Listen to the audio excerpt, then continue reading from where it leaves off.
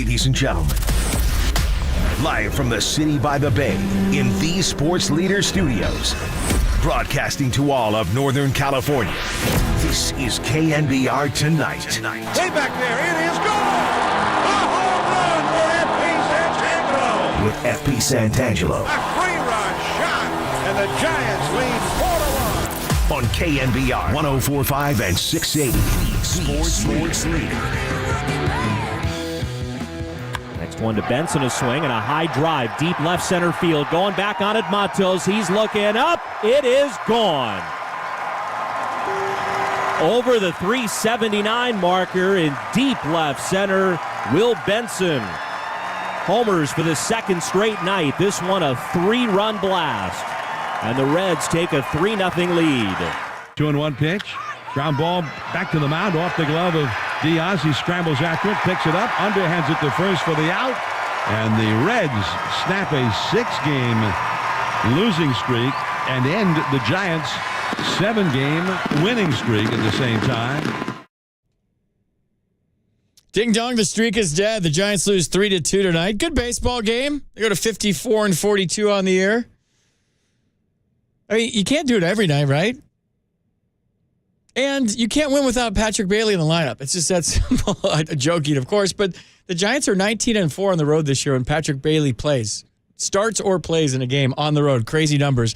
But you knew that road winning streak and just the winning streak in general had to come to an end right now at 7. At some time, the Reds are a good ball club, so you take 3 out of 4 from Cincinnati, you're fine. And it was a weird game, right? How many times have you seen in Major League Baseball when your team or the other team scores a crap ton of runs one night, they come back and they don't the next night? That's just baseball. If you look at the scores around the league, you remember last night there was football scores everywhere, 11-10, 11-10, 10-0, 17 to this. I think that the Cubs scored 17 runs last night, and there's just football scores deluxe. And then you look at the scoreboard tonight, and it's like baseball's back to normal. And it usually just evens out like that. I don't know what the theory is. I've seen it my whole life, though. Like, a team scores a lot of runs, a game has a lot of runs in it, next night, crickets. Giants lost 3-2. Angels are winning.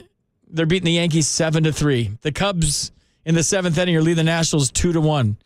The Tigers are leading the Royals 3-2 in the 8th. There's no score in Minnesota and Seattle. The Pirates beat the Guardians 7-5. So you just go around baseball tonight. The Rangers 5-1. The Cardinals 6-4. Yeah, baseball's back to normal. It kind of evened out tonight. I don't know if it was just a hot, humid night all across baseball and the ball was flying last night, but we had all kinds of football scores last night, and then tonight it evens out. So yeah, the Giants won 11-10 last night in the second game. The Dodgers scored 10 runs against the Orioles. The Guardians scored 10 runs against the Pirates. The Mets beat the White Sox 11-10 last night. You guys know about the D-backs, right? They won 16-13. There was football scores everywhere. Cubs 17, the Nationals 3, and the Royals beat the Tigers 11-10. That was last night. So tonight, a little bit different. The Twins scored 10 runs last night.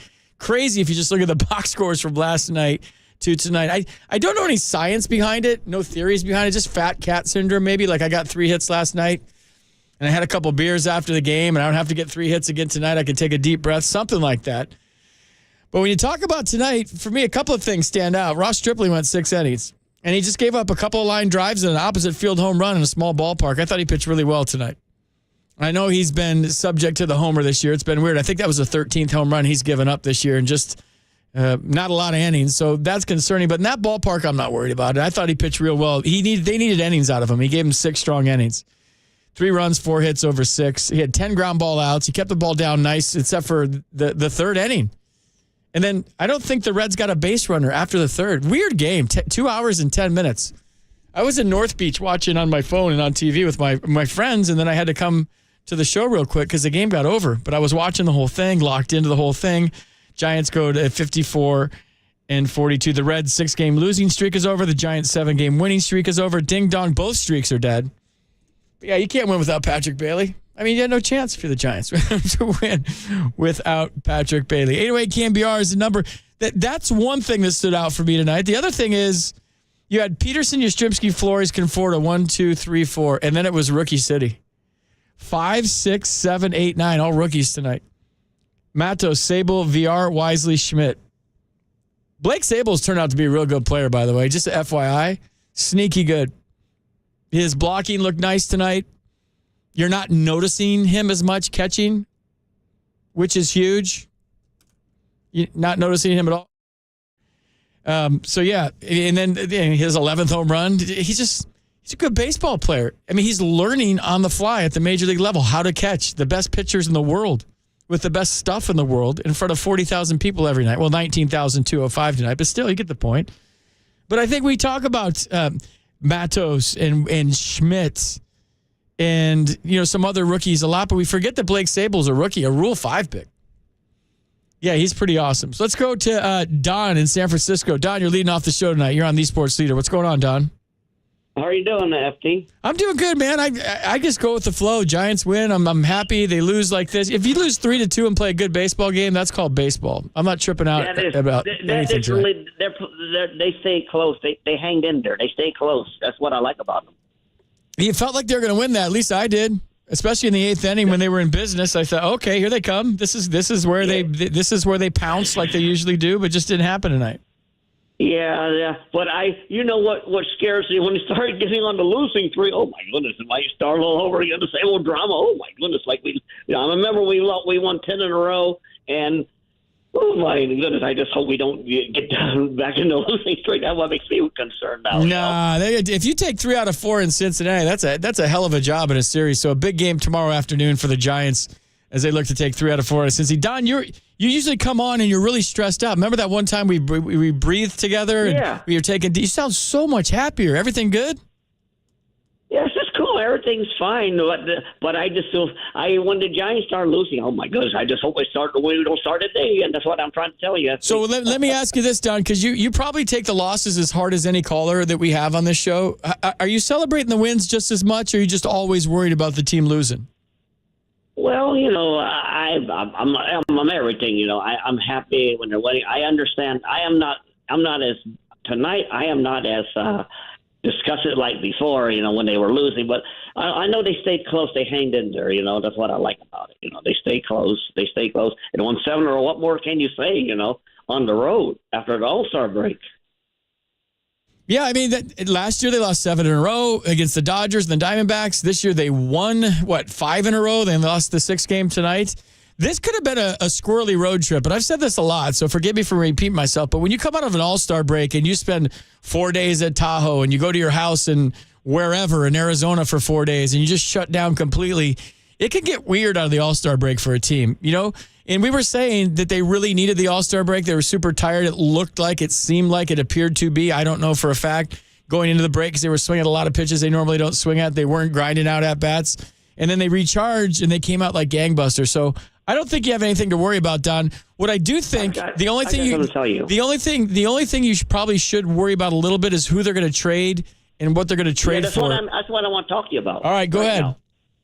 Because, I just don't want them to touch these trades like Sam Smith and Bailey and all those other good people. That's what I don't want them to do just for Ohtani. No. I won't say no way. No. Those are our future right there. Yeah, we can't trade away the kids for Ohtani. Just try to buy Ohtani in the offseason. Just open up the checkbook and give him, $800 million. It's not my money. Well, maybe we could get some trades from some solid pitching, like some of the other farm systems we can do, some solid pitching we can get. John, what year do you think it's going to be when we see the first $1 billion contract where so-and-so signed for 12 years, $1 billion? $1 billion, I don't know. I think it's going to be in the next 10 years, maybe sooner.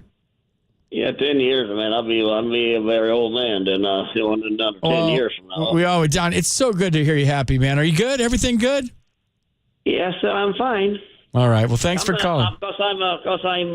I've been a Giants fan all my life in San Francisco and a 49er fan, a Warrior fan, and all those things. I've been all very fan, What's on the agenda the rest of the night? It's only 7 o'clock. That was a 2-hour and 10-minute game.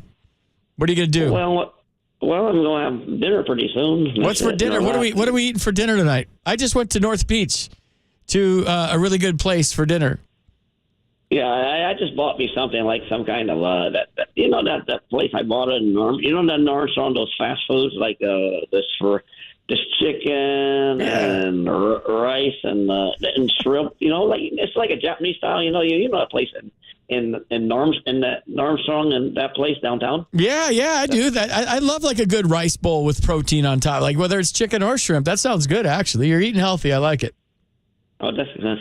Okay, then. Thanks for taking one time. Okay. All right, Don. Thanks for calling. You're one of our favorites. Don usually calls, and he takes the losses hard, which he's a good Giants fan, and he takes losses real hard. If you guys remember this, we played this on our website, and it was one of.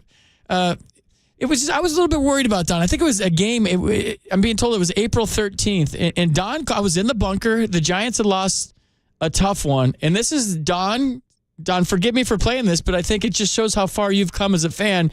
You're really distraught in April. Tonight you're full of piss and vinegar. You're happy. It sounded great. So this is Don's call from April 13th.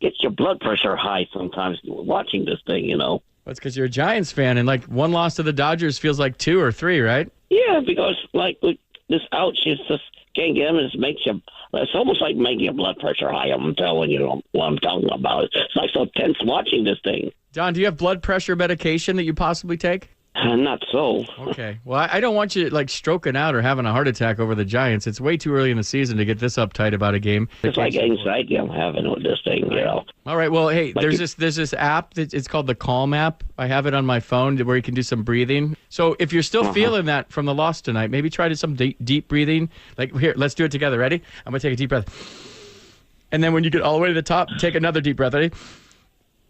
And then hold it, and then. Oh. How you feeling? Are you better? Yeah. Okay, good. Well, hey, Don, I'm here for you. And try that again. Deep breath in, and then when you get to the top, another one in. Hold it for like 4 seconds, and then let it out for like 8 seconds. Oh yeah, Don, you're awesome. Don, you're the man. How you feeling? Better? Are we better? Yeah, I'm feeling better. All right. Well, thanks for the call, Don. Keep breathing, man. You'll be okay. The Giants are going to be okay this year. I promise you. Whatever you do, don't forget to let that second breath out. Don't hold it for like 30 seconds and stroke out. Let's go to Dave in Merced.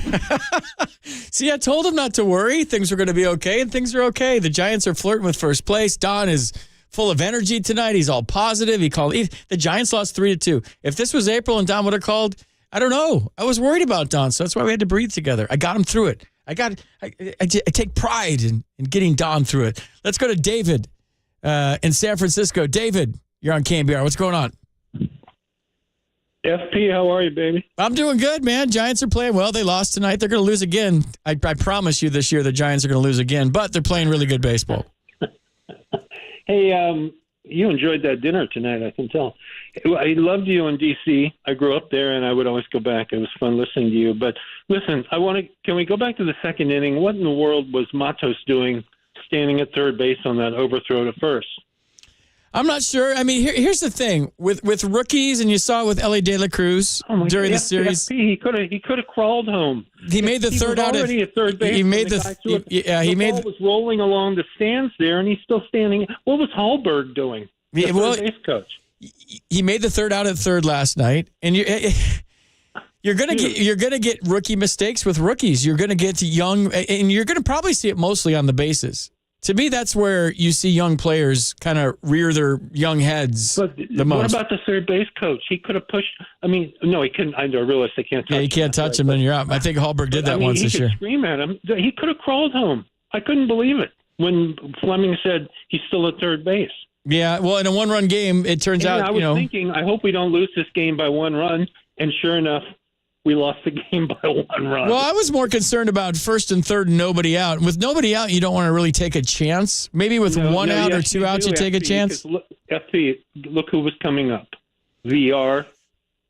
And then Wisely. That's a pretty good point. And that goes to my other point. What is their fascination with VR? Not sure. He comes up. He's overmatched every single time. He struck out 3 more times tonight. They were gonna hit for Casey. Why didn't they hit for VR in the 9th inning with J.D. Davis? Not sure. I'm not sure. I hate to nitpick. I'm totally with you. But tonight it was just like, Gabe, what are you doing, dude? Well, here's the thing, David, and I will say this about VR. You know, the performance side of it is the performance side of it. The one thing I'm super concerned about with VR is his body language. He's very Gumby shoulders. He's very slumpy body language. He doesn't. In the big leagues, you got to exude confidence. Even if you don't have it, I say this all the time on the air. Randy Reddy was a veteran I played with in AAA, and his saying was never let him see his sweat. And I know it was like a saying from an old commercial for deodorant, but it's true. In the big leagues, any sort of advantage you can have as a player with your confidence level, your body language, it means a lot. And to see him kind of like after calls kind of drop his shoulders and look at the umpire or strike out and like look his head down and like almost drag his bat back to the dugout, I don't dig that at all. I'll never get on the physical. You're being much more generous than the physical. Well, David, I know how hard it is to hit a fastball. I know how hard it is to hit the big leagues. I realize that. But he just comes up there and looks like a hopeless blob. I wouldn't say hopeless blob, but he does look hopeless at times, and you can't look hopeless. And that's the quickest way back to AAA. It's not always about the numbers or the performance, but if you don't look like you're confident or you don't act like you're confident at least, or you're not confident, I mean, because that can, it's just not good. I don't understand what the Giants why they keep bringing him up. I just don't get it. Well, I mean, there's tremendous numbers in AAA. There isn't tremendous numbers in the place that it counts the most, and that's right here. But it's fool me once, shame, that whole thing. Come on, it never seems to go anywhere, unlike at least these other guys have given us some, some hope. But, man, he is just, woof. Well, let me tell you this, David. It's all you have to do is look at the guy that was hitting right behind him in Brett Wisely. He doesn't have the greatest numbers, but he's a baseball player, and he finds ways to help your team win, whether it's a walk, whether it's a base running thing, whether it's a good defensive play. So it's not always about hitting 300 to stay up. It's about doing something to help your team win on a nightly basis. And the reason I always thought it was easier to play at the major league level and the minor league level, at the minor league level, it's all about my numbers. I got to put up numbers to get from A-ball to AA. I got to put up numbers to get from AA to AAA. I got to put up numbers to get to the big leagues that last step.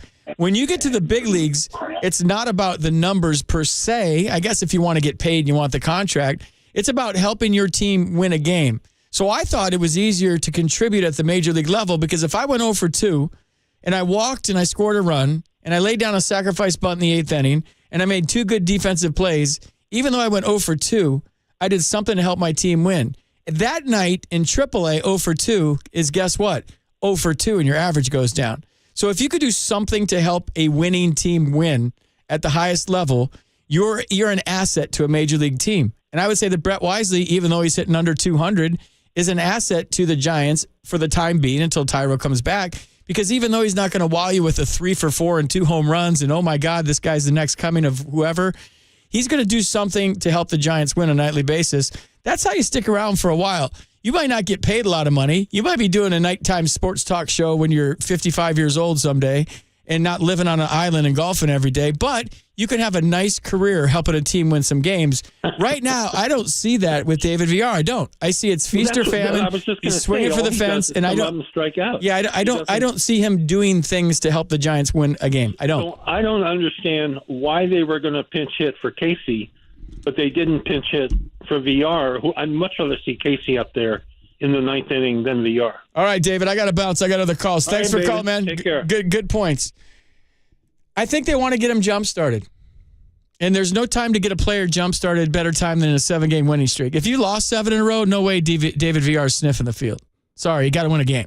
If you won 7 in a row, hey, tonight might be a good night to get this guy jump-started because he does have a dangerous bat. He can run into some home runs. He's put up numbers at the AAA level. We've seen him hit at times here. And boy, if we could just get this guy jump-started a little bit with JD, doing this or JD, slumping a little bit. I know he got knocked last night.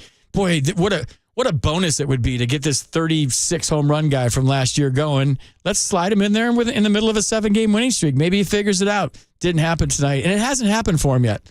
And it hasn't been pretty. I mean, if we're being honest, And just getting back to my point, for me, it's about the body language more than the performance. Let's go to Noah in San Francisco. Noah, you're on KNBR. What's going on? What's going on, man? How are you? Dude, what's up? How are you tonight? I'm just driving back from Menlo Park. I went to Menlo Park today. I was down there in your neck of the woods, or where you're at. It was nice. Beautiful down there. There's so many rich people down there. It's amazing. Yeah, there was. I went to the outdoor mall down there by Stanford, whatever it's called, and yeah, there was. I mean, you couldn't throw a rock without hitting a rich person. It was awesome. Saw all kinds of rich, pretty people down there. Which restaurant in North Beach were you at? Ferenzi by Night. Oh, yeah. Nice. Paulo is a buddy of mine, so I went over there and said hi to him, and we watched a Giants game together with the GF and her daughter. We had a good time. Cool. Yeah, no, I was, I think the past couple of weeks I was listening to all the talk about Shohei. Do you feel like talking about Shohei or yeah, dude, bring on. But we could talk about Shohei all night. I think it's a fascinating topic, and there's part of me that was wondering if it's getting old because we've kind of worn it out on the show. But then there's part of me that says, like, how often are we going to be able to talk about this for a number of reasons, right? The Giants are winning; they're within striking distance. They have a really good baseball team that maybe a lot of you guys thought they weren't going to be good in April. I never gave up on them because I saw them play in spring training. I thought they were going to be a good team, win healthy. And now you have a chance to get the best player in the game. So, yeah, bring it on, dude. I'll talk about Shohei all night. I mean, he's a generational talent, and he's just this amazing player that we haven't seen. But I think it would be a huge mistake to trade for him midseason. I just, well, if they think that if they trade for Shohei, if they think this is the guy that's like the catalyst for us between being a playoff team and then going all the way to the World Series, if that's the goal, then fine, go for it. Because I don't think you can put a price on a championship. Okay, wait. Let me stop you. Let me stop you real quick, and I'll let you finish your point. So you would trade all your prospects for Ohtani. Let's just go rental for 2.5 months, and a parade on Market Street in ring number 4 for he signs with the Mets for $700 million in the offseason, and now you're left with nothing, and maybe it takes your organization 5 or 6 years to recover. Can I trade everybody except for Patrick Bailey? I would say he's untouchable, but no. That's just for sports talk radio's sake. No. No, I wouldn't do that. Right. Well, that's the risk you're taking. If you'll trade all these kids that we're so excited about, or some of them, or whatever. This is 2 of the best players in one, right? Pitcher, hitter. This isn't Juan Soto that they got like 7 players for last year. This is pitcher and hitter, and 2 of the best of each. Right. So now you do trade him, and the Giants beat the Dodgers, and the Giants win the NL, and the Giants win the World Series, and there's a parade on Market Street, and there's people in the car going, now he'll sign with the Giants, FP. Not guaranteed. Not guaranteed. That's actually exactly what I wanted to touch on is what you said. If people think by having like a 2-month honeymoon with the Giants that he's going to get sentimental and sign with us mid-season or right the season, then they're delusional because this guy's he's not one of those players. And really the only player I remember doing that with the Giants was Hunter Pence, who was it was just a special thing with them.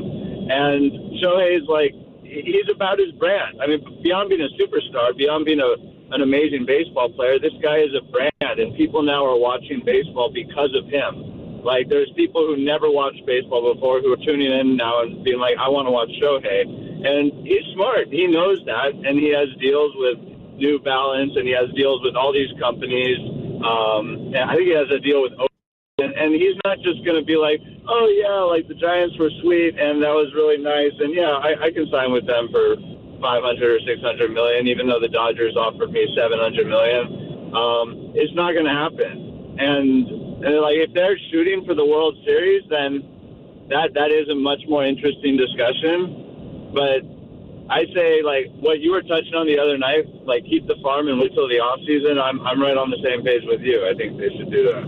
I'd rather the Giants be good for a decade than not for 2.5 months and win a World Series. That's just like, I don't know. That's a quick fix, man. This is a quick fix. He might love it here. He might fall in love with it here. The Giants might make him an offer in September or October right after World Series, a 10-year deal for $650, whatever it is. But what if he doesn't? What if Cohn comes in from New York and says, here's $800 million. Mets fans are furious about last year, and I spent all this money on Scherzer and Verlander and this guy and that guy, and we didn't get his crap. But now I'm throwing $750 at Shohei Ohtani because I want him to be in New York. I want him to be in the media center of the world. I want him to play for the Mets, and I'm going to get you a World Series. Here's $800 million for Ohtani. Even if he has a great time here, he loves his teammates, he loves Gabe, he loves the corner of Third and King. The Triples Alley doesn't discourage him, and playing in the fog doesn't discourage him, and he loves it here because it's a great organization and a great city. There's always that chance that he's going to go play for the Dodgers or go play for the Mets because they're going to offer him more, even if there's a parade on Market Street. Yeah. And I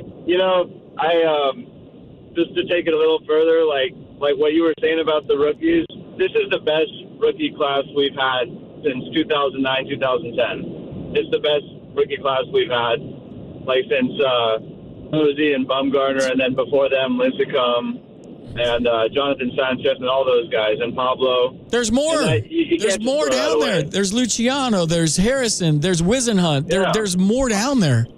Mason Black, he's in AAA now. Like these guys, like this is, and I'm looking around the National League, and the only team that I see that's really, really better than the Giants is the Braves. Like I don't think anyone's like on Atlanta's level right now in the NL, but I think the Giants are close. I think they're in the next tier. So, and that's thanks in large part to the rookie class and to the guys that Farhan made shrewd moves for, like Tyro and Yaz and JD and Lamont. But I think, and my last thought, if you'll let me, it's just a funny thought, but I've always felt with free agents and stuff that they look at teams and it's kind of like they're looking at the teams and it's kind of like the kids on the schoolyard, and you have like the cool kids that they see, like the popular kids would be like the Yankees or the Dodgers, and the Giants for some reason are that kid that they look at and like, nah, I'm good. And I don't know why. I have no idea why, but baseball is always kind of like players have had different attitudes with the Giants than they do with the Yankees, and maybe it's the money.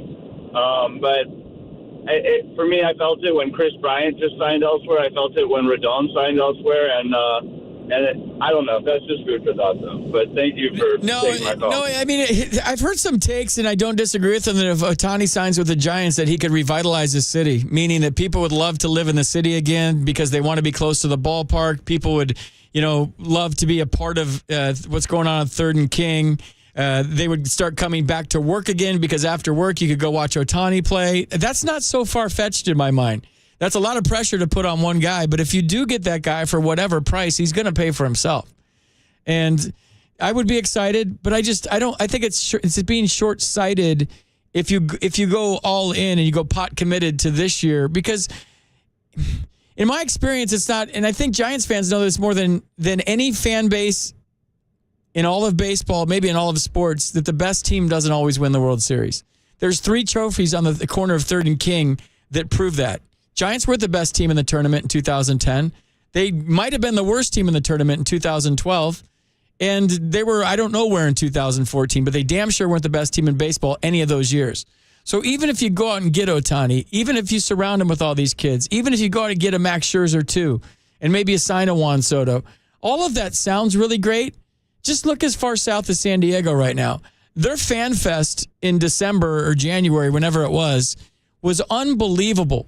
They filled up the ballpark. The gas lamp was a circus. That grass field out in right field, wherever, was nuts. And I was looking on Instagram and on the internet and going, oh my gosh, Padre fans are so thrilled about this team. They spent all that money. Where has that gotten them? Like, baseball's about the journey. It's about the season. It's about coming together as a group and pulling for one another. You get too many egos in a clubhouse, it takes a special manager. It takes a special coaching staff to get everybody to buy into checking their egos at the door. Joe Torre, and I say this all the time, I was lucky enough to be with the Yankees in spring training in 2002, the first day of camp. He says, we don't care who gets the credit here. That's why we win rings. He goes, I get way too much credit for what I do here. Jeter gets way too much credit for what he does. We just win and everything takes care of itself. And he was a master at getting really good players, Hall of Fame players, guys with crazy contracts to check their egos at the door and be all about the team and be all about winning. That doesn't happen in professional sports very often. When it does, it's a beautiful thing. And I think you got something going on like that at the corner of 3rd and King right now with your San Francisco Giants. There's a vibe. There's a really good vibe. And I'm digging everything I'm seeing from this team so far this year. A tweak here, a tweak there. I don't think there's anything to worry about with this team. They're good. They're going to be there in October. How far in October depends on what happens in August. Look at the schedule. If you want to get bummed out a little bit tonight, look at the schedule in August for the Giants. All right, I got to take a break. I need a break. I'm talking way too much. 808 KNBR is the number.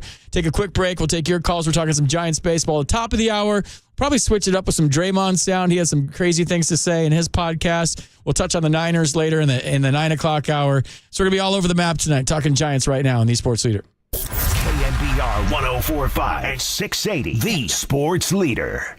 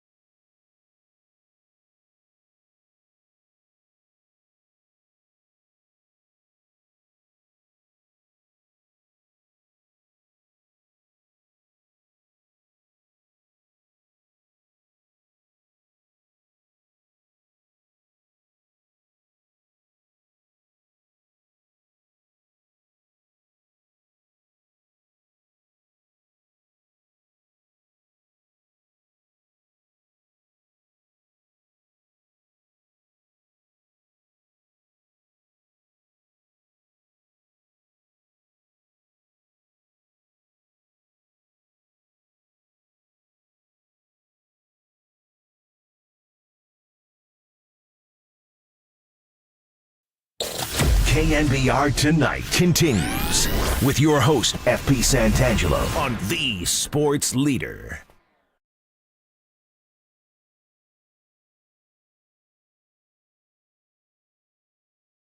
It's down by 2 runs. The pitch, Sable swings. It's a high fly ball left field. It's carrying. Benson back, gets turned around at the track. He's at the wall. It is gone.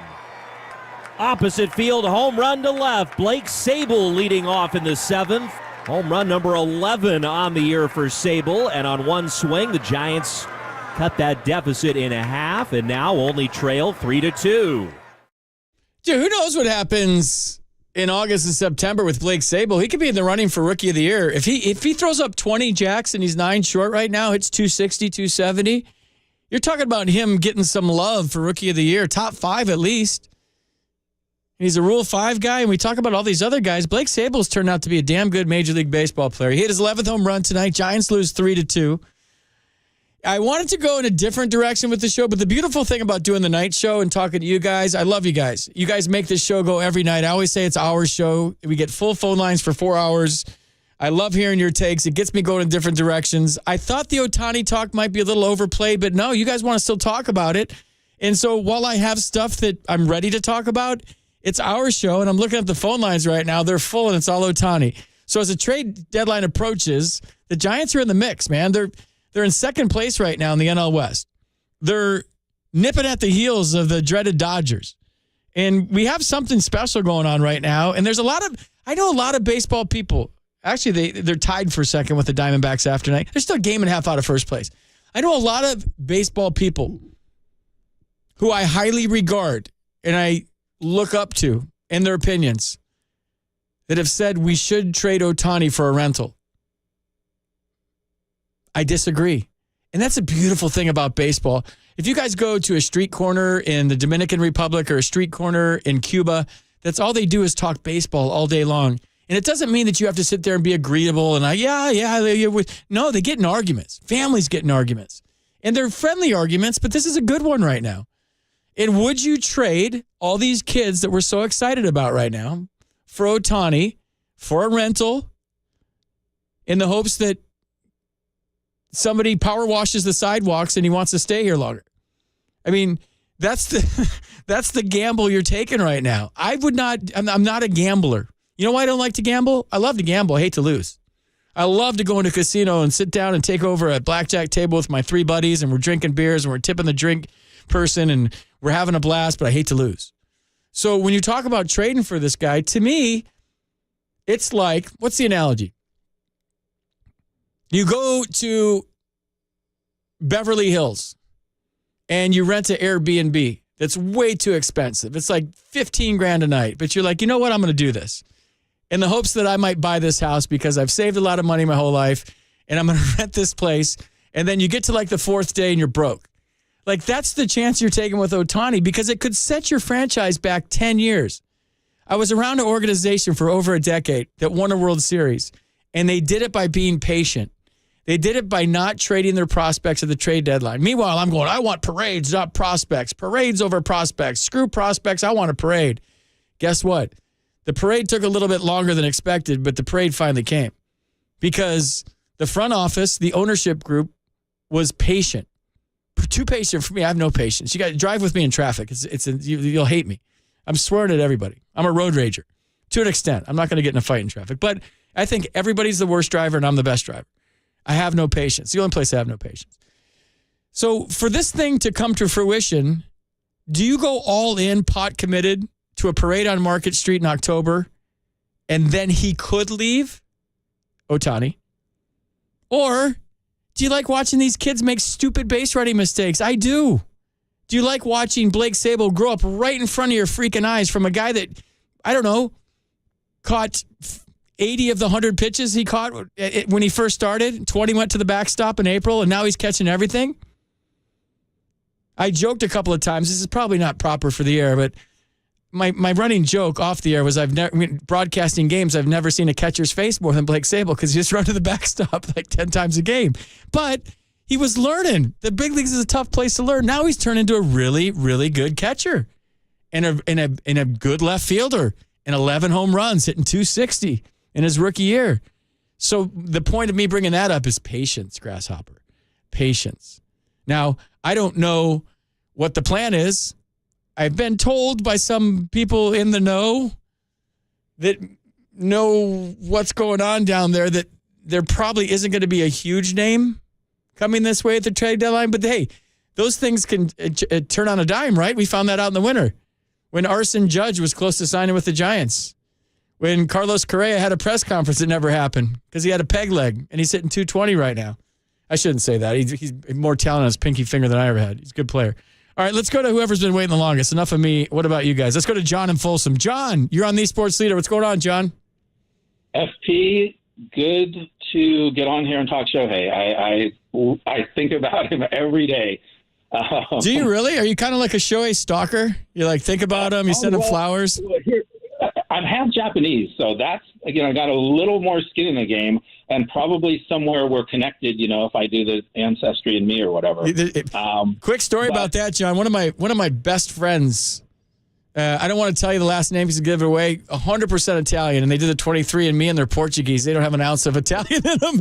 And then their dad's 80 years old, and they didn't want to tell him because they didn't want to break his heart, and they're not Italian. Yeah, no, I don't submit to it for other reasons. I just think it's like I don't need to. But anyway, so here's my take on Shohei. One, I don't think it's going to set us back 5 to 10 years because we don't have to give up everybody. And I trust in Farhan that it's going to be painful, whatever package that they are willing to part with, and it may not be enough, so it could be a moot point because someone else could just tromp over the top of it. Two, we were for sure in the running with him. I mean, I know that he spoke with us when he was first available, and I don't know if it was only the DH that kept him out of San Francisco, but I feel like we were a finalist, which we've been before. And I don't think we're going to make that trade unless the Giants front office is pretty sure that all things being equal, we've got a really good shot at keeping him. Nothing's guaranteed, but I think that they'll certainly know what the number is, whether he really does like the West Coast or whether that's just one of those rumors or not. No, he does. It's closer to Japan, and it's a shorter info on him already. It's a shorter trip for his family. He's gone on record saying he wants to stay on the West Coast. Okay. I will tell you this, John. You are going to trade everybody for him. This is a once-in-a-generational two-way player. It's like getting two players in one. So whatever you would trade for Shohei Ohtani, the pitcher, make that trade. And then whatever you're going to trade for Shohei Ohtani, the hitter, make that trade. And that's how that trade's going down. So it's going to be 6 or 7 players for one. Okay, and it very well may be. But, we have 20, 30 prospects. And for every, Marco Luciano, there's a Wade Meckler hitting 380 that half of the Giants fans don't even know exists out there. So I feel like we've got some depth. It's clearly going to, take us back into like the, 25th spot or something. But Kyle Harrison, if Shohei's healthy for 5 years, I highly doubt Kyle Harrison's going to be as good as that. I mean, that's a stretch. Luciano in his best, projection was Alfonso Soriano or something, which is great, but that's not Shohei numbers. And then there's going to be, other guys that we value. But I think I'm willing to take that risk. I think we've got some pretty good depth in the system. And he's also a game changer in what Alex Cobb said. He's not met another player as competitive who wants to win as bad as Shohei. So he's not going to be a clubhouse wrecker. And then what I told your greeter guy was that the Giants ownership loves money more than I think maybe any ownership, in sports. And so they've already figured out how to take $700 million for Shohei and turn it into $1.4 billion over his 10 years. Yeah, I'm not worried about the money part. I don't think the Giants really are, too, because he'll pay for himself with season tickets and a sellout crowd every night. The part I'm worried about, and, you make some good points, John, so I'm definitely listening to what you're saying. But are you going to trade Harrison, Luciano, Crawford, Yastrzemski? That's the proposed trade I'm seeing right now. And maybe Matos and Casey Schmidt, or maybe even Blake Sable? Yeah, I would, because I think that, again, if you sit inside there, with Kyle Haynes and all the, guys who evaluate talent, we've got guys like Tyler Fitzgerald behind Luciano, and we just drafted 3 middle infielders in the first 4 picks, just this year. There's guys, they don't have the name Marco Luciano, they haven't been in the organization long enough. They don't have Kyle Harrison's pedigree, but, we have Wisnut. If we don't give him up, we have that Whitman guy that we just took that was a projected first-round lefty we got, with the 69 Carlos Rodon comp pick.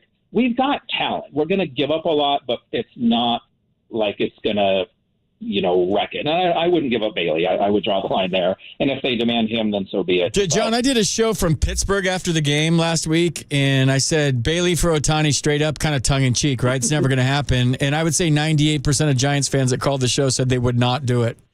Yeah, and I don't know that, honestly, I think the Giants would sweat a lot, and in thinking about that, funny as that is, because we value, and as we should, catching, it's premium. I didn't even realize until I started really paying attention that having, there's maybe 3 or 4 other catchers in Major League Baseball that teams would take over him already, I think. All right, John, I got to bounce, John. We got so many calls to get to. Thanks for your contribution, dude. Great stuff. Appreciate it. Thanks, I appreciate it. I mean, this is probably going to sound bad. You guys know I have man crush on Patrick Bailey. I would trade Patrick Bailey in a second for Shohei Ohtani straight up. I would prop up Weekend at Bernie's behind the plate with fishing line to be our catcher to have Shohei Ohtani. I'll put a dead guy behind home plate, put a glove on him. Hopefully you hit the target. So the ball doesn't go to the backstop for Shohei Ohtani. One guy? I mean, Bailey's great and all, but one guy? I know, I love Patrick Bailey. But that's Shohei freaking Ohtani. Straight up, it's fun to talk about. It never happened. No way. I'll say this about John and Folsom. It was a great call. You have to think about, from an empathetic standpoint, from a fan standpoint, what the Angels fans want in return for him. So if you're the owner of the Angels, you're Artie Moreno, what are you selling to your fans if you're going to trade away that guy? We got this guy, and that guy. Never heard of him. It's got to be a couple guys you heard of, a couple guys that you know are great prospects in order to appease your fan base. Because if you trade Ohtani, which is, understandable if you want to reload as a franchise, there's a lot of people that are going to be, here's my season tickets, here's my season tickets, here's my season tickets, here's my season tickets, here's my season tickets, like the phone calls were in December here when the Giants fans didn't get what they wanted for Christmas. Can you imagine that times about 10? So when you're thinking about this trade, think about it from the Angels standpoint. Think about what they want in return to give up the best player in baseball. How are we doing on the clock? Let's go one more call. Everybody waiting on hold so patiently. You guys are amazing. Let's go to Adam on 680 still, I hope. Adam, you're on KNBR. What's going on? Hey, Pete. First off, trading Bailey for Ohtani, you got 10 guys in the clubhouse that will come looking for you. Because not when Shohei walks through the door, bro. Not when Shohei starts hitting tanks into McCovey Cove on a nightly basis. Yeah, but once those ERAs go up, because we got to bring somebody back from Sacramento that maybe they're not all liked. Let's just put it that way. But I wouldn't give up the farm, man. Farhan's done a great job with the farm system, and you can attest to this as being an ex-minor league coach. This farm system that he's established is probably the best in the history of the Giants. And I go back to the 80s as a fan. This farm system is amazing to watch, but what's even more important is last year we got depleted a little bit when it came to the Rule 5 minor league draft. And to see how they can rebuild as quickly as they can is very impressive, but I still wouldn't give up anybody for Shohei right now. He's going to come here in the offseason. We've got the salary cap, or we got the salary room for him. I just think it's going to be impressive to see him sign here. I don't want him right now. Let the team play out. Let the old guys play. Well, I do want other things, though. I mean, it doesn't have to be the big shiny car with a brand new car with a bow on it for Christmas. I could take some other things like a middle infielder, maybe another catcher to have catching depth, maybe a relief pitcher, maybe a starter. Like those 4 things on my wish list right now. I watching the minor league guys, man. We got a lot of stuff there that I think are the pieces that he's assembled are just impressive. Like, I don't know if we really have to go out and spend real big if we don't need to. Yeah, but I still think you need, like, if you get a Max Scherzer with a change of scenery and he's out of New York, which I know he doesn't, well, anyways, yeah, that wasn't his first choice, I don't think. And to get him on the West Coast, which he really loves the Giants, he loves playing this ballpark, he loves pitching this ballpark, I know these things for a fact. It'd be great to see Max in the orange and black. And I think you get a revitalized version of Max Scherzer with the Giants in a pennant race, right? To shove it up the Dodgers. You know what? Yeah, I don't think he loved being a Dodger. I'm not sure of that. Don't quote me on it, but it seemed like he didn't like it, or he would have signed back with them, or they got rid of him, or whatever it was. Yeah, I think he would love to come back and shove against his old team, the Diamondbacks that he came up with. Like, put him in orange and black, dude, and wind him up and let him go for about 10 starts here down the stretch, 12 starts. Yeah, I don't disagree with you on that. If they bring that guy in, I could understand trading some minor pieces. You wouldn't have to give up Kyle for him. You wouldn't even have to give up, I think, anybody on really the major league roster for him. I think you'd have to give up some other minor league, but I don't think you'd have to give up Kyle or even Wisenhunt. Yeah, I don't think so either. Don't give up Wisenhunt. I've only seen highlights, so I haven't seen him pitch, but Wisenhunt's the guy I'm most excited about. He looks like a freaking big leaguer. His changeup's insane. Like, if you're bored at night, just Google Wisenhunt and watch some pitches. He's strong, he's sturdy. His arm speed on his changeup's probably better than his arm speed on his fastball. It's incredible. This guy's legit. All right, Adam, I got to bounce, dude. I'm blowing up the clock right now. 808 KNBR is the number. If you're on hold, stay right there. The text line's blowing up. The phones are blowing up. You guys are amazing. I was going to switch gears top of the hour, but we're going to stay with us for a little bit longer. We're talking Giants baseball. They lose 3-2 tonight. Ding dong, the streak is dead. They won 7 in a row out of the All-Star break. You got to love that. They go for 3 out of 4 against the Reds tomorrow. Then they move on to D.C., where they're going to crush the Nationals in a 3-game set on the weekend. Your calls, more Giants talk next on The Sports Leader. KNBR 104.5 and 680, The Sports Leader.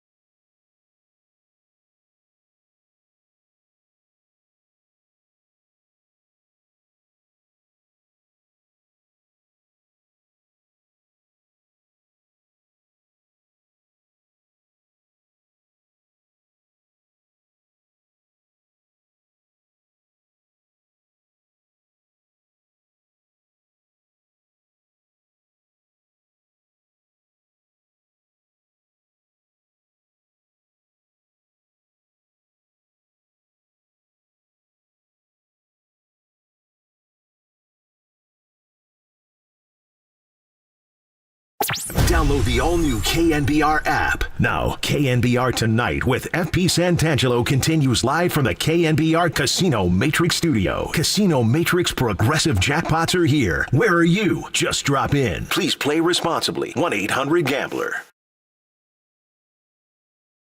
Lamont, as we mentioned, had a hamstring cramp in last night's game, and he went and he tested it out in the cage. It wasn't good, so didn't feel like he was safe to go. Maybe we'll have him ready to go tomorrow. We'll have to evaluate him. JD Davis was also ill. He's has a stomach virus, so he was unavailable as well. Pat Bailey, we were really looking to get another day off for, so pretty short bench today, and sometimes you have to deal with that and kind of win long term by not pushing your guys into situations that are less healthy for them. Lose a battle, win the war, maybe? That was Gabe Kapler after tonight's game. Giants lose 3-2. Their 7-game win streak is over. They're still playing some good baseball. It's a good baseball game tonight. I want to get to the Draymond Green stuff. I just don't hit people, was his quote. That'll be fun. We'll get to that after we finish the Ohtani talk. Everybody waiting on hold so patiently. You guys are amazing. Like literally the last month of the show, I don't know what's going on, but you guys are calling every night. You're carrying the show. Great takes. I had the best listeners at all Sports Talk Radio, and I can't thank you guys enough. Let's go to David in Aptos. David, you're on KNBR. What's going on? Hi. Can you hear me? I can hear you loud and clear, David. You're on the air. What's going on? Well, usually there's a beep. I didn't hear a beep, but I think the Niners. I think the Giants should stand pat. I mean, I don't remember in 2010 or 12 or 14 if they ever made any huge trade. They kind of kept what they had. Now I know they started out strong, but there was no guarantee in 2010. In fact, they didn't think they were going to win because they couldn't hit. Like they kind of were like the Giants are now. They were streaky. They would win 6 in a row or 7 in a row, and then they'd lose 5 in a row. They kind of remind me of those kind of teams. So to me, I would just stand pat like what you were saying. And there's no guarantee. Bring in Ohtani, and then you give up guys, and maybe those guys go to another team, and they end up beating you in the NLCS or something, but I know they would go to the Angels. And then next year, the Angels would be really tough because they would get all our players, right? I mean, well, I mean, they got Cody Ross off the waiver wire and Pat Burrell. I mean, there was some sneaky, awesome moves in 2010. 2012 was Marco Scutaro. I mean, there was moves. I think standing pat, you either get better or you get worse. You don't stay the same. And I think it injects life into a clubhouse. If I'm a player in my ownership and my GM and my front office go out and get us a player to push us over the edge, that just adds life to the whole joint. Like that means, hey, we're trying. And even if you have to give up somebody, get somebody, if a name walks through that clubhouse door on August 2nd and it's a big name or it's somebody that's going to help us, that's a shot of adrenaline to everybody in the room. Do you think the Giants as is could win the whole thing or no? No, absolutely not. No? I mean, okay, so I shouldn't say absolutely not. Let me take that back. Not absolutely not, but unlikely. You never know, lightning in a bottle, that whole thing. Duvall has been Brian Wilson-like. Duvall has been kicking butt, that's for sure. Duvall's better than Brian Wilson ever was. And I know that's blasphemous to say, but Camilo Duvall might be the best closer in Giants history when it's all said and done if he stays healthy and keeps doing what he's doing. Yeah, but if you stand pat, too, then you're good next year. Whereas if you get Ohtani, there's no guarantee next year is what you were saying, right? Yeah, I would open up the checkbook for him in the offseason, and I would try to trade for a starter. I would try to trade for a middle infielder. I wouldn't mind some more catching depth, and I wouldn't mind making my strength stronger and getting another reliever and making him. If you get another reliever, you're talking about 5-inning games, and now it takes the stress off your starting rotation. If your bullpen's that locked down that you get to the 5th inning or the 6th inning with a lead and the game's over, basically. That's why I always believe if you have a good lineup, get a hitter at the trade deadline. If you have a good rotation, get a pitcher at the trade deadline and make your rotation even stronger. If you have a great bullpen at the trade deadline, get a piece in the bullpen and make your bullpen stronger. Because if I remember in 2010 we went through this, it was like get a bat. Giants need a bat. If you don't have a great lineup and you get a bat, you pitch around that bat, and it doesn't make your lineup any better. But if you have a great lineup and you get a bat, now it makes your lineup even deeper, and who are you going to pitch around? Same thing with the starting rotation. Same principle with the bullpen. I would trade to make my strength stronger. Yeah, I'm loving the win streaks. I think these win streaks are a positive thing. We got to keep winning. These win streaks are great. David, you should be an analyst with that take. I like win streaks. Win streaks are awesome. Thanks, Captain Obvious, for that statement. Right. Okay. I appreciate it. David likes win streaks, everybody. That's good. And he doesn't like losing streaks. That coming up next. No, let's go to, I was just giving you crap, David. Let's go to Sunset Bob in San Francisco. Bob, what's going on? What's shaking, man? I'm sitting here at Ocean Beach checking out the fog. Is it foggy over here? Yeah, obviously, it's foggy every night over on that side, right? Well, yeah, last time we talked, you suggested maybe I should go check out another side of town. So I took a little road trip. I drove up to Tahoe, and then I drove across Nevada, and I went up into Idaho, and I drove across Montana, and I ended up at the All-Star game. And I was standing outside the stadium, and there was a guy with a Montreal Expo hat on. No way. Guess who his favorite Expo was? No idea who. No, you do know. Oh, but Delino DeShields. You. No way. Swear to God. So I say to him, because I'm wearing my Giants gear, right? I said, well, you know what? You should call into KNBR because he's on the radio in San Francisco 6 to 10 Monday through Friday, except you keep bouncing around because you keep filling in and you're on the radio on the games and everything. Anyway, so don't be surprised if some dude calls in and says, hey, I was at the All-Star game and Sunset Bob's talking to me and he said I should call in. But anyway. Bob, real quick, that's awesome. I'm glad you ran into the one fan out there that's a fan of mine. Over under on how many showers on that trip, I'm setting at 2.5. How many showers? Oh, brother, come on, man. I'm a high-end kind of dude. Yeah, I don't play like that. Come on now. You didn't just go all natural and just not shower the whole trip? No. Just reeking by the time you got to the All-Star game? I did get pretty bad sunburn because when I get on those road trips by myself, there's nobody in the car to tell me to turn the music down or close the windows or the sunroof.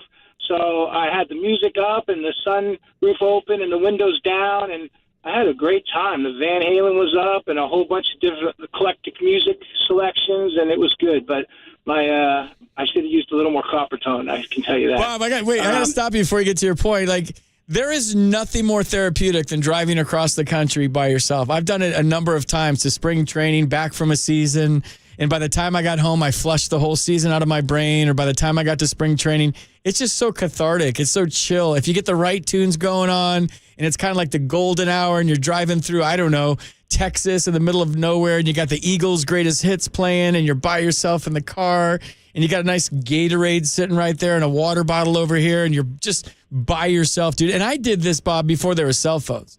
So nobody could bother me. I had to check in at whatever hotel I stayed at night with the family so they knew I was alive. There wasn't any, like, share your location or cell phones. It was just me with the windows down and the Eagles' greatest hits, Hotel California, just driving, dude. There's something so beautiful. I miss it, if you can't tell. Well, we had the Eagles, we had Jackson Brown, but I'll tell you the secret sauce, brother, and this is going to maybe surprise you a little bit. The essential Carole King. Really? And if you get that, you will understand, because she didn't just sing her own songs. She wrote some songs for a lot of other people as well.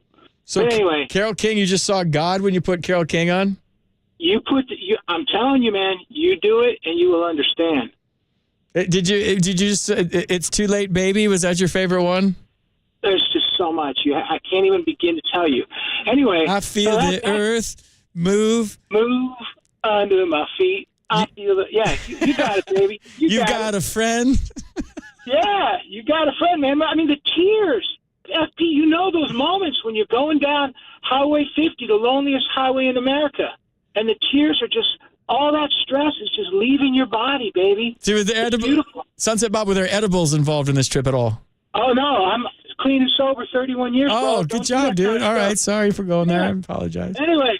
No, don't apologize. It makes it more beautiful when you can actually... Screw the Giants. Let's talk about driving a little bit more. This is firing me up. I want to go on a road trip right now. I drove to work today. I never drive. And it's only a mile from my house, so I was lazy. So maybe after the show, I'm just going to take off on the road.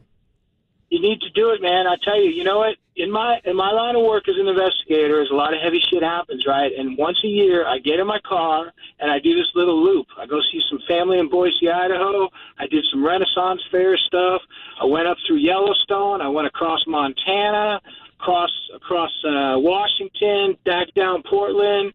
Yeah, man, it was a beautiful trip. It was really good. Did you investigate? Did you investigate murders, Bob? What did you investigate? You told me. No. It was. You told me like white collar stuff, right? We're not gonna go into this, man, because I still work. So that's right. We can't go into any of this stuff. But are you investigating? Someday, FP, you'll get the full on story. Let's go have a beer, dude, and go for a ride in the car somewhere. Let's do it. We will do that. But you're sober. Hey, so here's the deal. I'll drive you. You know, that way you can do whatever you do, and you don't have to worry. I'm a good driver. I'm down, dude. I'm serious. I know you are. I'll text you. Hey, I know you have a friend that checks in with you from out of town who's got some vision problems. I'll tell you a quick story. So I have a friend like that, too. When I was doing politics, he used to go all over the state with me to do political work. And one time we were driving, and we were on Van Ness and Pine. And I stopped at the stoplight, and I started to go, and all of a sudden there was a thud. And my friend said to me, "Dude, did you just hit somebody?" And he's blind. And I said, no, we're good. And we drove about another 5 blocks. He goes, "Dude, you just hit somebody, didn't you?" I said, no, we're good. And what had happened was one of our friends that likes to hang out downtown had ran in front of my car, bounced off my hood, and kept running. Now, does that count as hitting somebody or not? I don't know. Nah. I don't know. I'm not sure. Just dinged him up a little. It's amazing how people that don't have vision can see things that you don't necessarily know they see, right? So just be clear. Your friend that you came down and he went to the ball game with you? Yeah, Mike from Eugene, Oregon. Good stuff, right? Good stuff. Yeah, I left him tickets to a Giants game. A couple of games, actually. I left him some tickets. I know. I follow you, man. I follow you. You're my favorite. You're my favorite guy to watch. Listen to. He told me they were great seats, and I said, "How do you know?" Yeah, that was my joke. I heard that whole interaction. That was a great one. That was one of your better bits. You know, it was almost as good as the Auntie Edna bit. You know, Auntie Edna would be. Hey, so let's get back to business here, shall we? Sure. I think the Ohtani thing, in my estimation, I would hate for it to turn out like the Barry Bonds thing, where it's a big, big, big signing, and then we can never quite get over the top because we get this guy, right? So I like it, the idea of it. I really would love to have that big box office thing, and he has, like you said, he's a generational talent. I think you're right on about him wanting to be on the West Coast. I think San Francisco is a great location for him. Getting him in a trade, is that going to guarantee he stays? I don't know. But, man, that would make a talk radio awful fun for the next few months, wouldn't it? It's been fun for the last couple of weeks. Right when I think we're done talking about it, it's still fun to talk about. So that's what the whole show's been tonight. I thought we're going to delve into some Draymond stuff and some 49er stuff later in the show. But right now we're riding the Ohtani wave. And, yeah, I think it would be great. But if you just get Ohtani, you're making a good point, Sunset Bob, about the fact that he's just going to be wearing an Angels uniform that's black and orange now. Because if there's not kids around him and there's not like a foundation for many years to come, he can't win by himself. That's what he's doing in Anaheim right now. Trout's hurt. He's not hurt. Trout's the best player in baseball, but he's hurt. Anthony Rendon hasn't lived up to his contract because he's hurt. He's not hurt. He's hurt. So it's all Ohtani and they're 500 and they don't go to the playoffs. So if you want Ohtani, it'd be great. It'd be like, looking at a monument or something, like one of the 7 wonders of the world because this guy's so amazing. But is he going to win you a World Series by himself? Baseball's not designed that way. It's not basketball where you get one guy that can change the whole deal by himself. There has to be a Casey Schmidt, a Patrick Bailey, a Blake Sable, a Luis Matos, a Luciano, like all these guys around him, plus the veteran guys that, like J.D. Davis and Yastrzemski and Slater and the veteran guys. That's how you win. You're not just going to win with Ohtani because have the Angels won? No, they haven't. They have not, and we need him. The other last thing I'll say, because I know you got other people waiting, Draymond, cut Dre some slack. I think Jordan, he fucked around and found out. I'm sorry I used you. All right, we got a break. If you guys call, you can't swear. Like, that's the one rule. As much as I don't care about swearing, there's people that do, and we get fined for it. So if you call the show, I know you feel comfortable talking to me. It's a tremendous compliment that we get so many people that come on here at night and swear.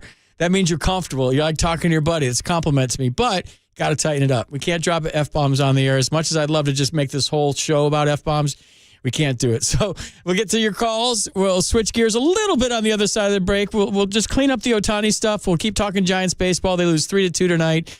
They're a game and a half out of first place. Do not worry. They're going to win tomorrow. They'll take 3 out of 4 in Cincinnati. They'll sweep the Nationals, and then they'll come home to a raucous home crowd, and they're home for a while. And I can't wait to see those guys back on the corner of 3rd and King. Your call's next on the Sports Leader.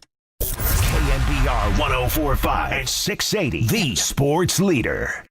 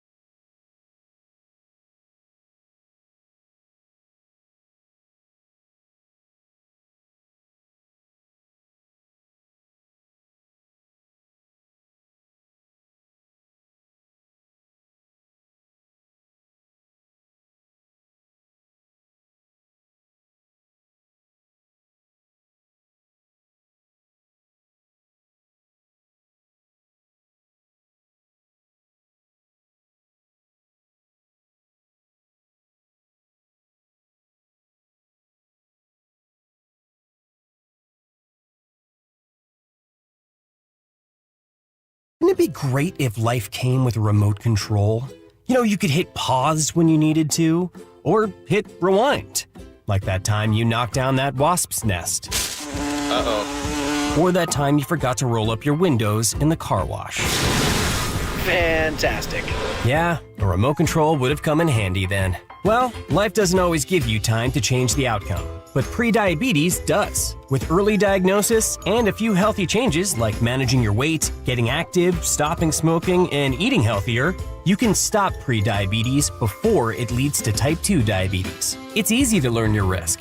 Take the 1-minute test today at doihaveprediabetes.org. Life doesn't come with a remote control. Yikes! So you're on your own with the wasps. You have the power to take control of prediabetes. Visit doihaveprediabetes.org today. That's doihaveprediabetes.org. Brought to you by the Ad Council and its Prediabetes Awareness Partners. Download the all-new KNBR app. Now, KNBR Tonight with FP Santangelo continues live from the KNBR Casino Matrix Studio. Casino Matrix progressive jackpots are here. Where are you? Just drop in. Please play responsibly. 1-800-GAMBLER. Oh, yeah. No, don't even play the sound, Tony. Just turn this up. Turn this up. Pot it up. Is this the greatest song ever? 808 KNBR? Ever? If you're watching on the all-new KNBR app, we're playing Hotel California as a rejoinder song. I know you can't hear it. And I'm letting it play. I'm letting it eat a little bit, as they say in the business. Maybe we should just start playing music here. On all the shows.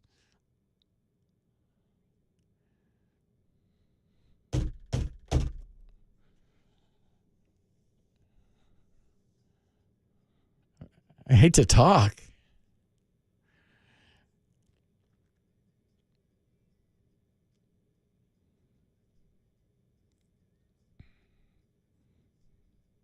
We used to play this song around a campfire in Winter Ball in Navajo, Mexico. And we would be drinking Oso Negro vodka and Tang. And we would all sing this song. First person that missed a word drank. If you've ever played a party song, this is a good one. Get everybody to sing as soon as somebody stumbles, drink. You should know this song. Even you, young Tony. Wire to wire. You should know every word to this song. You want to impress a girl on a date? I don't care if she's 23, 24, or whoever on a date. Sing this song wire to wire. Like, this kid knows what he's doing. This kid blanks. All right, 808 KNBR's the number, going down memory lane. Goodness gracious. That's a great song. What's your favorite rock and roll song? What's the best song ever? Not your favorite. I don't want to hear what your favorite is, because that'll go all over. The greatest rock, is it that? Hotel California? Is it Stairway to Heaven? Is it a Stones song? I'm not a big Stones guy. I'm not a big Beatles guy either. But I mean, I don't know. Sympathy for the Devil? Is that up there? Satisfaction? Angie? There's so many good, like, old rock and roll songs. All right, enough of that. Let's talk about new, fun songs. EDM is what I've been listening to now. All right, let's go back to the phones, and then we're going to switch gears a little bit. It's going to be an awkward transition, but I really don't care. We're going to talk a little bit about Draymond, because he's always a fun topic to talk about on the show. But let's go to the phones right now. Who's been waiting the longest? Oh, my gosh, you guys have been waiting forever. Edward, from your car, you want to talk about Ohtani? Thanks for waiting so long, Edward. Really appreciate it. No problem, anytime. So, favorite song, this could be a nice woke-up song, Hotel California, actually. I think it would be, especially at Oracle Park, absolutely. A woke-up song, and I was thinking also, I Feel Good. Yeah, that's a good one, too. So, you want to talk some Ohtani? Yes. So, this Ohtani talk is reminding me, and backflash to when Giants trade for Carlos Beltran for Zach Wheeler. And that was a sour trade.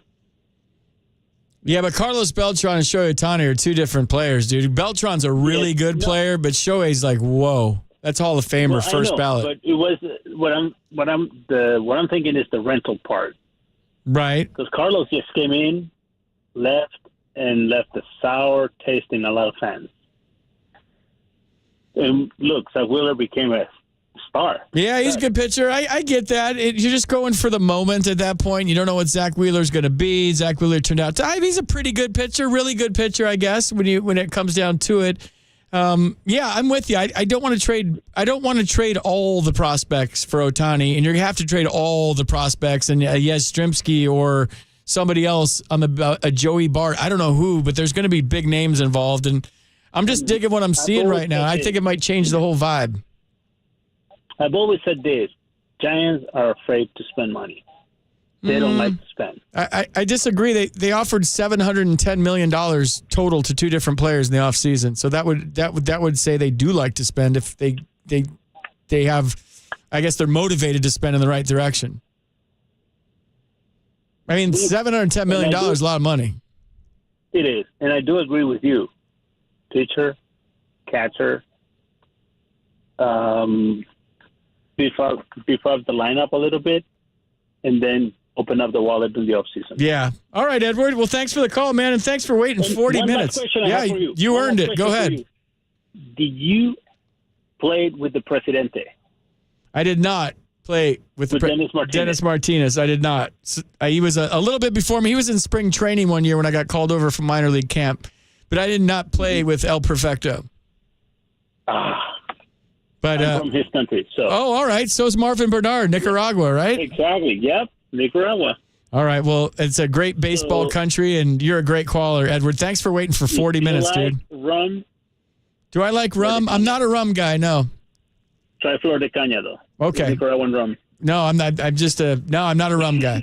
All righty, man. Good talking to you. Thanks, Edward. It is good like in a tropical drink, though, right? If you got like a pina colada getting caught in the rain. If you like yoga and have half a brain. Let's go to Connor in Dublin. Connor, you're on KNBR. What's going on? If you have yoga, if you like yoga and you have half a brain, that's a funny one. Yeah, that's the song. If you like pina colada. It's a song about cheating on your wife. Anyways, Go ahead. What do you got, Connor? Yeah, so I don't think the Giants should go all out and trade what they have right now to get Shohei Ohtani. I feel like they're in a pretty good position. I feel like they'd be throwing everything away and placing all their bets on a I don't know. Do you feel like the Giants win a lot, but they could satisfy? Do they win enough to satisfy Shohei Ohtani? I mean, I guess they win more than the Angels, so I guess that I'm an Angels fan. So Connor, they're a game and a half out of the first place behind the Dodgers, tied with the Diamondbacks for second right now. I think, they're what are they? They're 54 and 42, 12 games over 500. I mean, they're playing great baseball, and they have a good young foundation, which is appealing to me if I'm a free agent. And is Ohtani married? I didn't even check that out. Is he single or is he married? Because a lot of times, the families have a lot to do with where you sign. People never even think about that the families, your parents, your wife, if your kids are old enough, it's a family decision on where you go next, especially if you're going to go somewhere for 10 years. And you have to check out the lay of the land, and do we want to live there, and do we want our kids to go to school there? He's reportedly single, Tony's telling me. So then that bodes well, I guess. Then you don't, it's his decision, basically. Yeah, absolutely. And I mean, I feel like when Shohei Ohtani got that taste of winning at the WBC, I feel like that kind of I don't know. I feel like when it comes to Angels fans and them not wanting to give away Shohei Ohtani, I feel like they're not true Angels fans, because if they were true Angels fans, they'd care. They would care that Shohei Ohtani really doesn't want to be. Well, he likes the area. He wants to be in the area. I mean, he just doesn't like being with a team that doesn't win all the time. I guess he gets a little tired of it. He likes his teammates. He likes the area. He likes it all. It's just that losing just really puts him down, I guess. And so he wants to go somewhere where people win, and we all know that. And so I guess it just makes me sad to see Angels fans are being so selfish about this. If they'd stop watching Real Housewives of Orange County and maybe lock into the Angels a bit better, then maybe. No. Did you see the emotion he showed, his 34th home run the other night, coming around second base toward third to his own dugout? I love when Shohei shows emotion, man. And I saw it in the World Baseball Classic, and that's where I really fell in love with this guy, because he's such a gamer. And I didn't know he was a gamer, because I've been on the East Coast for 11 years. I see the highlights. That's all I see. But watching the WBC and watching how fiery he is, I didn't know that. So I'm all on board. I would love to see him in the orange and black, dude, but just at what cost? And I don't care about financially, because whatever, if you own a baseball team, that's part of it. I care about prospects and how many you'll have to pay for him, and if he's going to be here for a long time. And I just don't think you rent this guy for a minute. It's just dumb. It's like renting a Lamborghini that you can't afford. Why? Even if you win the race, you ain't keeping the Lamborghini. Absolutely. I mean, I don't feel like the Giants should give away all. I feel like Patrick Bailey and Luis Matos, all these like young rookies they have accumulated these past few months. Connor, you don't even have your driver's license yet, do you? No, unfortunately not. That's next year, right? You're 15? Nope. I'm not getting a driver's license until I can buy my own car. Wow. Interesting. Why? Just because you don't want your parents or anybody to buy a car for you? That's my mom. No, she won't buy a car for me. Well, she's probably smart. That's probably smart. Like, do you have to drive? Do you have to drive? Yeah, I don't want you to drive anywhere because I've talked to you on the phone and I feel like you can't drive. No, I'm just kidding. Do you walk to school? Is it close? No, I bike. It's close. Yeah, it's pretty close. All right. Yeah, you don't need a car. It's right in the neighborhood. Yeah. No, I'll be all right. Yeah, just think about it this way: you can have a few beers at a party eventually, like when you're like a senior in high school. You don't have to worry about driving. You might have to worry about biking. That's really good advice, FP. Telling a minor to go drink at a high school party. Yeah, it's great advice by the night host. No, Connor, you know I'm just joking. How's football going? We just got our helmets 2 days ago, so that's nice. What color helmet and what kind of face mask do you have? This is important. No face mask, but it's blue. It's a navy blue helmet, and I got like the worst helmet there. I guess it's not the worst. It's certified, recertified. Everything's good. Why'd you give Connor the worst helmet? Who's your coach? I'm going to call him right now. Connor calls the show all the time, you guys. If you haven't listened, he's been calling since he was 14. He's 15 now. His voice has totally changed. He's got confidence now. He came on the first night. His voice was shaky. He calls about, 2 or 3 times a week. He's playing high school football. You can see him kind of like getting his confidence on the air. He's growing up, and he got the worst helmet from his coach. Who's your coach? I'm going to get him fired. No, it's not. 2 other players got the worst. Got like as bad as a helmet as me. They call them buckets. They're called speeds. Okay. By Riddell or whatever. Yeah, Riddell. Yeah. Yeah. And then other players got like speed flexes, and then F7s. Those are the best ones. F7s. All right. Well, I got a bucket. Keep working hard to get F7s. Why no face mask? Is it 1920? No, I don't. I'm not getting a visor or anything like that. I mean, there's no need. I mean, I have glasses, so they'll work fine. But you have a helmet. You have a face mask, though, right? No. It's just a helmet, like a motorcycle helmet without a face mask. Well, oh wait, you mean face mask as in like the ridges and everything? Yeah. Yes. Oh, okay. Holy crap, Connor! You have like a visor or like what? No. All right. Yeah, the face mask. Yeah. Is it like a bar? Is it just like a bar face mask? Is it a cross face mask? Like they're nice helmets. I mean, they're not like bad or anything. They're pretty nice. Got the nice little. It's like how they kind of look like the ones in the NFL, just not as good. So, what's the decal that's going on the helmet eventually? What's our mascot? Gales. So what is that? What do we put on the side of the helmet? Like wind? No, I mean only varsity gets that kind of decal. Oh, you guys? Varsity just gets blue helmets. Blue helmet.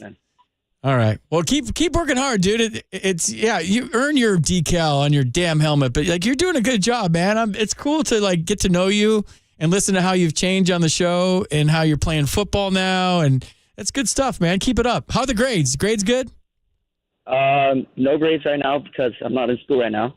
I know, but how are your grades in general? How are my grades? Well, let's just say they're satisfactory to me.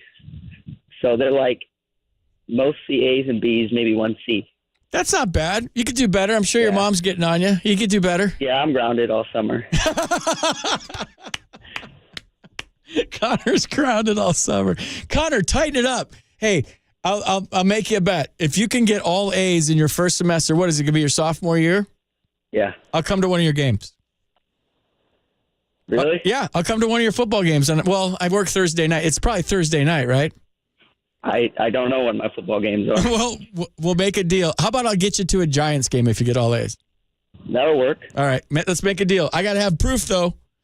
Not like screwing around with like a picture of my report card. Just but not where you take a C plus and then make the C come down and the other side of the C come down. It looks like an A plus. I've seen that on TikTok where you make a B look like an A or you make an F look like an A. I want the actual printout, the computer printout of your report card, and your reward for contributing to our show is I will take you to a Giants game and you and your mom come to a Giants game. That'll work. I mean, straight A's. So you got to get straight A's though. Yeah. Deal? Handshake on the radio? Yes, sir. Handshake. All right, dude. The phone. All right. Yeah. All right. Love your show. You do a great job. Thanks, Connor. Thanks for calling. All right, Connor's going to get straight A's, and I'm taking him to a Giants game, him and his mom. Yeah. And Connor, he laughs, and you have to wear your helmet to the Giants game with your chin strap buckled in the stands and just sit there while we're all on TV. I'm going to take a quick break right now. 808 KNBR. I see your calls right there. We're still sticking with the trade deadline. We'll get to Draymond eventually on the Sports Leader. KNBR 104.5 and 680, the Sports Leader.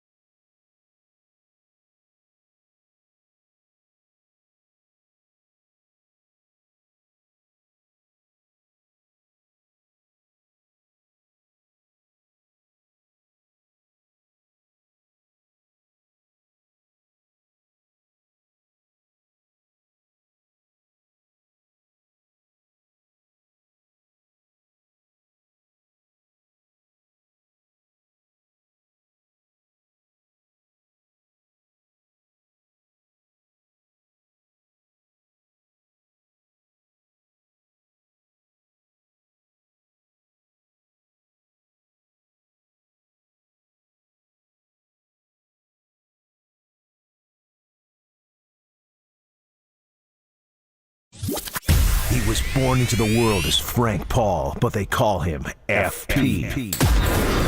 You found KNBR Tonight with your host, FP Santangelo, on the Sports Leader. Yeah, no, it's been a while since he's been up even 6 times, so that would have been a 7th time up. And usually what we like to do with pitchers, you may or may not be on this, but we like to kind of build them up slowly. It's like kind of a longer, slower ramp. It's the most dependable way to prevent injuries. So we usually cap it at some number of pitches or some number of ups, and he was kind of at both his pitches and his ups. We probably would have given him a few more pitches.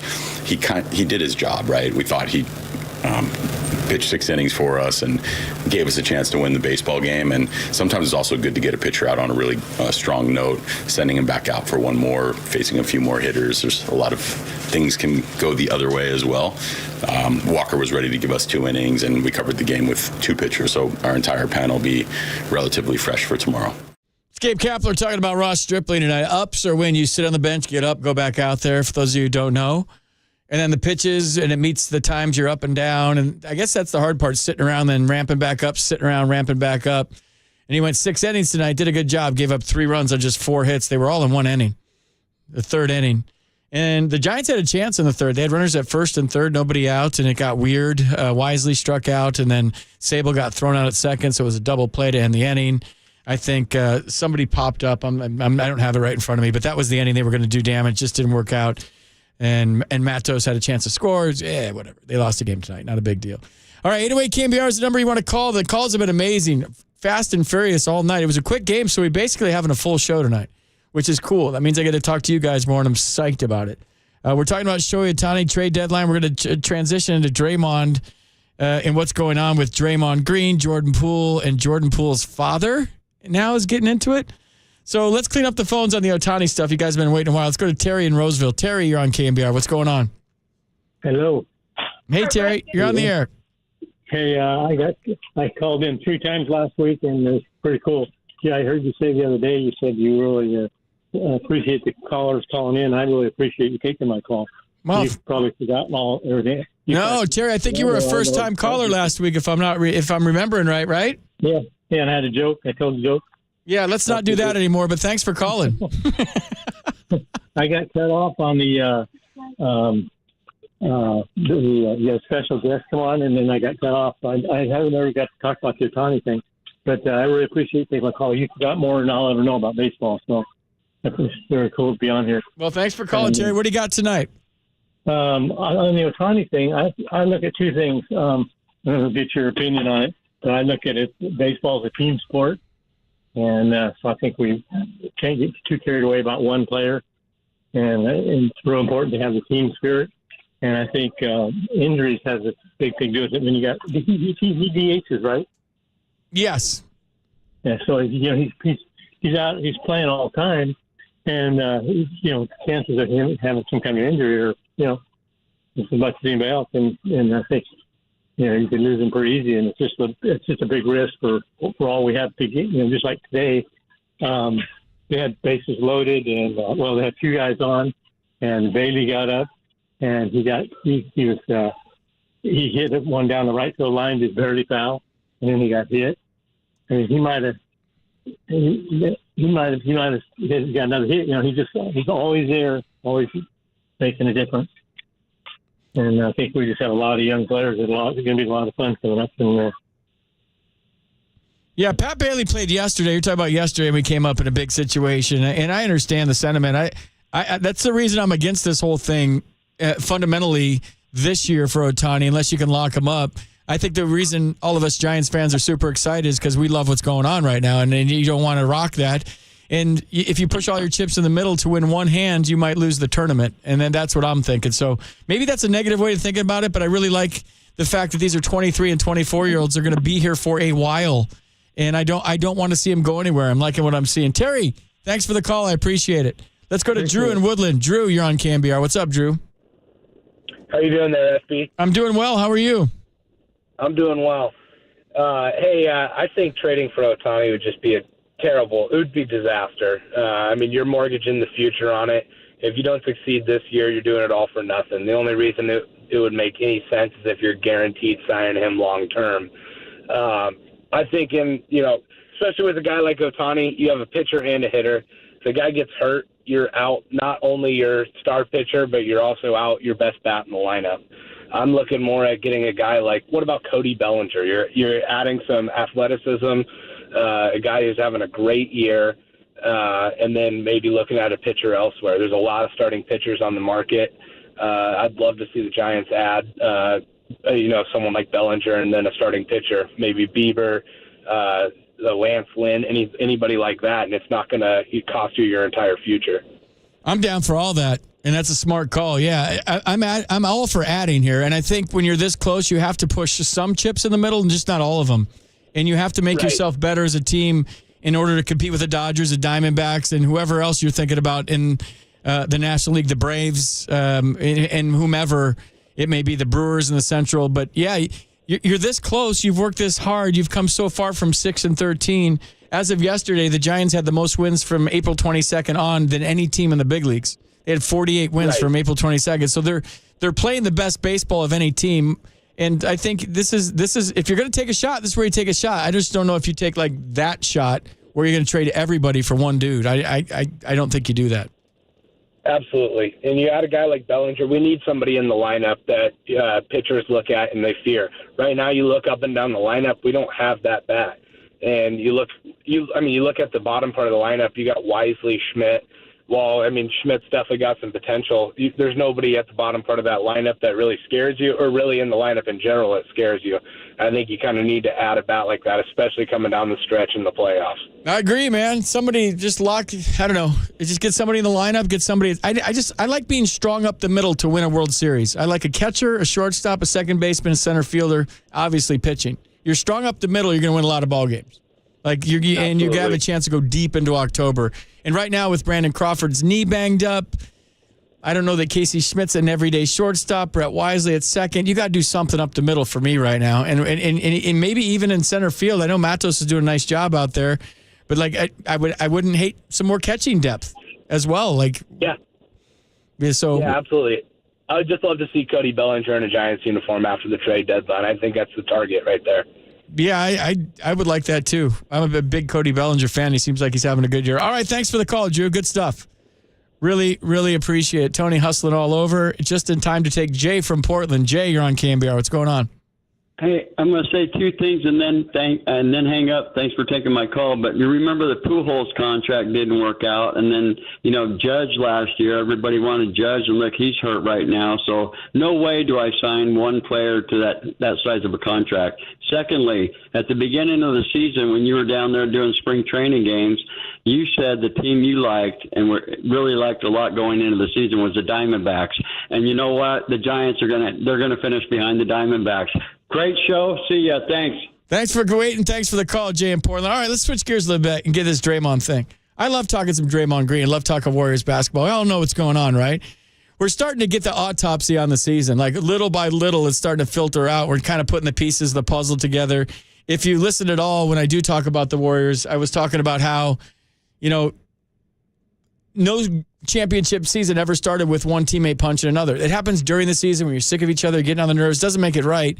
But that was just weird right out of the gate. First day of school, everybody likes everybody, even like your teacher, for God's sakes, first day of school. Then maybe it starts to go downhill from there based on everybody on top of each other all season long for whatever reason. And we're just kind of getting all the pieces to the puzzle here. And I heard John Lund earlier today, or was it yesterday, talking about we're finding out that it wasn't just Draymond Green and Jordan Poole, that it was maybe the veterans in Jordan Poole. And there's just something going on here. Now this whole thing on Draymond's podcast where he's talking about I just don't punch people. It was Patrick Beverley's podcast, and he's talking about how I don't punch people. I want you to hear the sound real quick, and then we're all going to react to it. So here's Draymond Green on the podcast. I don't just hit people.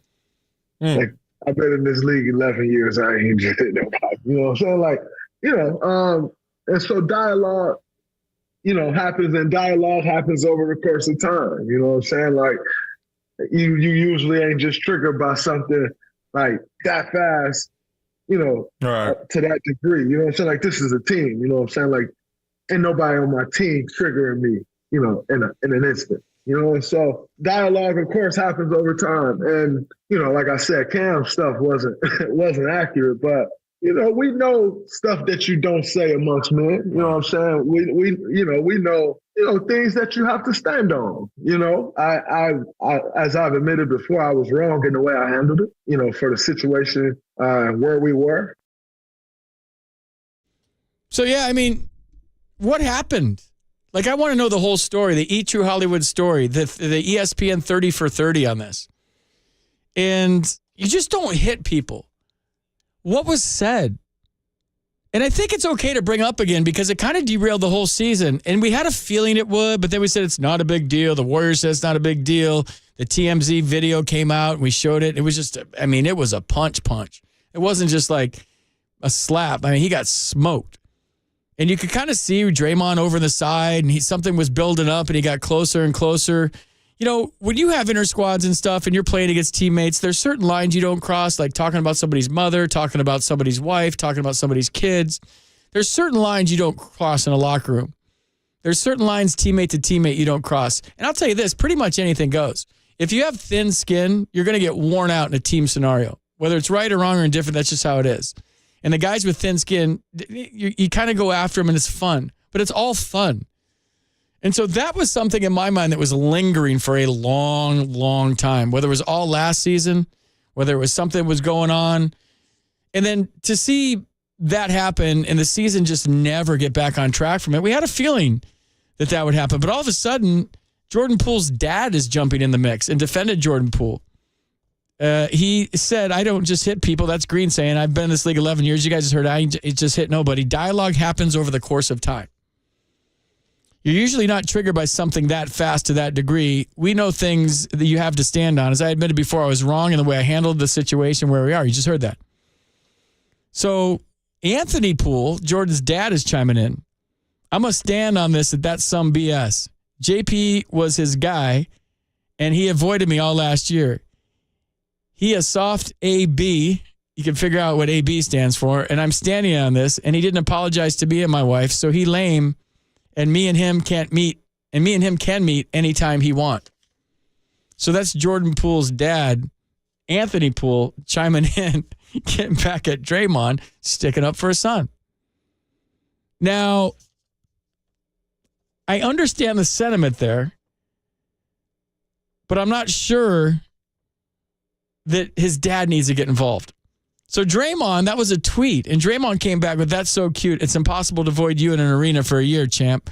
Get my family from the family room. I got to get my family from the family room every game and stop using those words. They usually don't go over well amongst men. So the drama of this thing is still continuing. So I'm trying to figure out a time that I thought it was okay to punch somebody. And I have punched people in my life. I'm not going to sit here and be holier than thou. I have punched people. And I want to say that it was all in self-defense. And I'm thinking on the fly on live radio, I don't think I've ever punched somebody first.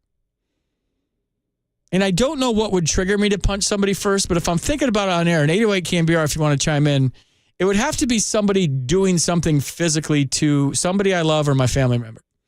I don't think words... I'm trying to think. Is there words that could make you want to punch somebody? That never solves problems. Violence never solves problems. But is there a trigger for you, Tony, that somebody says a word to you or something to you where your first reaction is you're going to smoke them? But even if it's about your family, are you going to smoke them? I'm going words back. And my words back might be, I'm really good at that. I'm really good. I can throw a verbal fist with the best of them. I can do that. And then I think the times that I've punched people, and I can count them on one hand, is I've either been shoved really hard or punched first. If you shove me in the chest, I'm coming back. I have to, right? You have to defend yourself. I was taught that as a kid. You have to defend yourself. I don't know if that's like that in your generation or today's world, if that's unacceptable and you just walk away. And I'm sure there's people out there going, walk away, just walk away. But if somebody gives me a good two-hand shiver to my chest, I think I'm going. It's probably a tackle first. I'm a tackle first guy. And then I get you on the ground and maybe then we start throwing haymakers. But I would say that the majority of my fights have been on a baseball diamond in brawls. And it's been defending teammates that are getting punched. And then I'm the second man in. But I think I'm thinking about a high school parking lot fight once after the midnight movies at Sunrise Mall in Sacramento where I got my ass kicked. I popped off one too many times. I got smoked. So 808 KNBR, I don't know where this is going right now. This is getting weird about talking about fighting. But I guess the point is, it sounds like Draymond's trying to justify that it was okay. So is Jordan Poole that much of a punk that he deserved to just get his ass smoked like that? I don't know.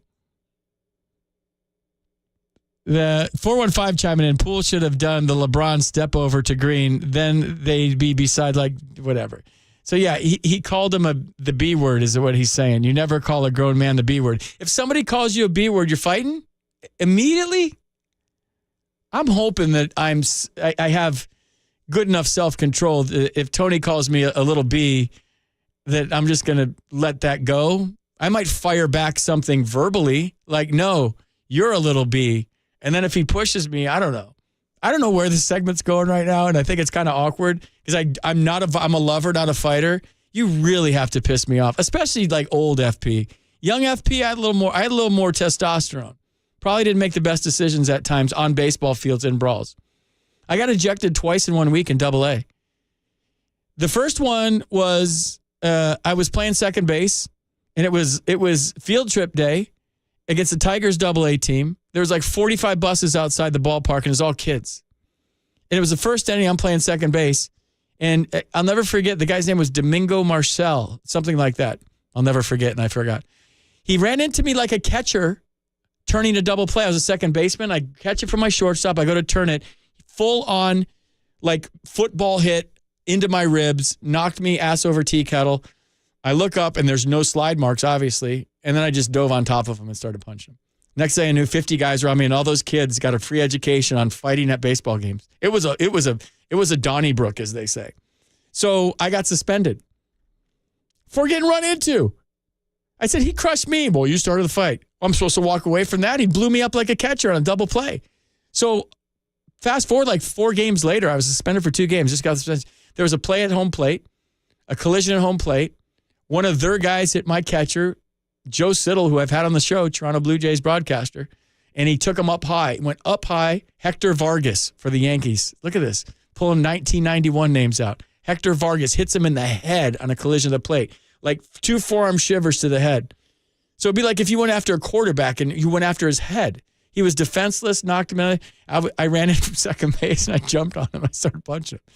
So yeah, those are I think 98% of my fights are in baseball. All right, 808 KNBR is the number. Let's go to Watchdog and Tracy. Watchdog, you're on the Sports Leader. Help me out, Watchdog. I feel like I'm dying over here on my violent takes as a broadcaster. No, I think you're spot on, man. Like if you push somebody, you need to be ready to defend yourself. Because everyone's saying that Draymond sucker punched him, but Jordan Poole pushed him first. And then he looked away, and then just my experience from what, which is not that much, but when I've seen fights on the street, is usually when you look away from the person that you have a confrontation with, that's when I've seen people get knocked out cold. Oh, you about to say knock the F out, weren't you? Because I could hear that. But he looked, you see, so Jordan Poole, he looked away after he shoved somebody. And I tell my sons the same thing. I said, look, if you in an altercation with someone, if you push them, you need to be ready to defend yourself because that's going to start a fight. Most people, if you push them, they're going to come back swinging. So yeah, that's true. I left that part out. He pushed Draymond first, and then once you push somebody, you got to be ready. You got to be ready. He wasn't ready, and he even turned his head, and it's like, what do you expect if you push this guy?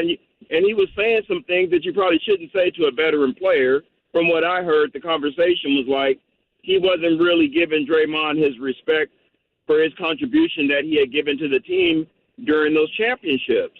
And I just think those are some things he shouldn't have been questioning another man's legacy like that. And then we saw that Steph Curry didn't even really like Jordan Poole because Steph had to throw his mouthpiece when he became so frustrated with Poole. And Steph got ejected that game when he threw the mouthpiece.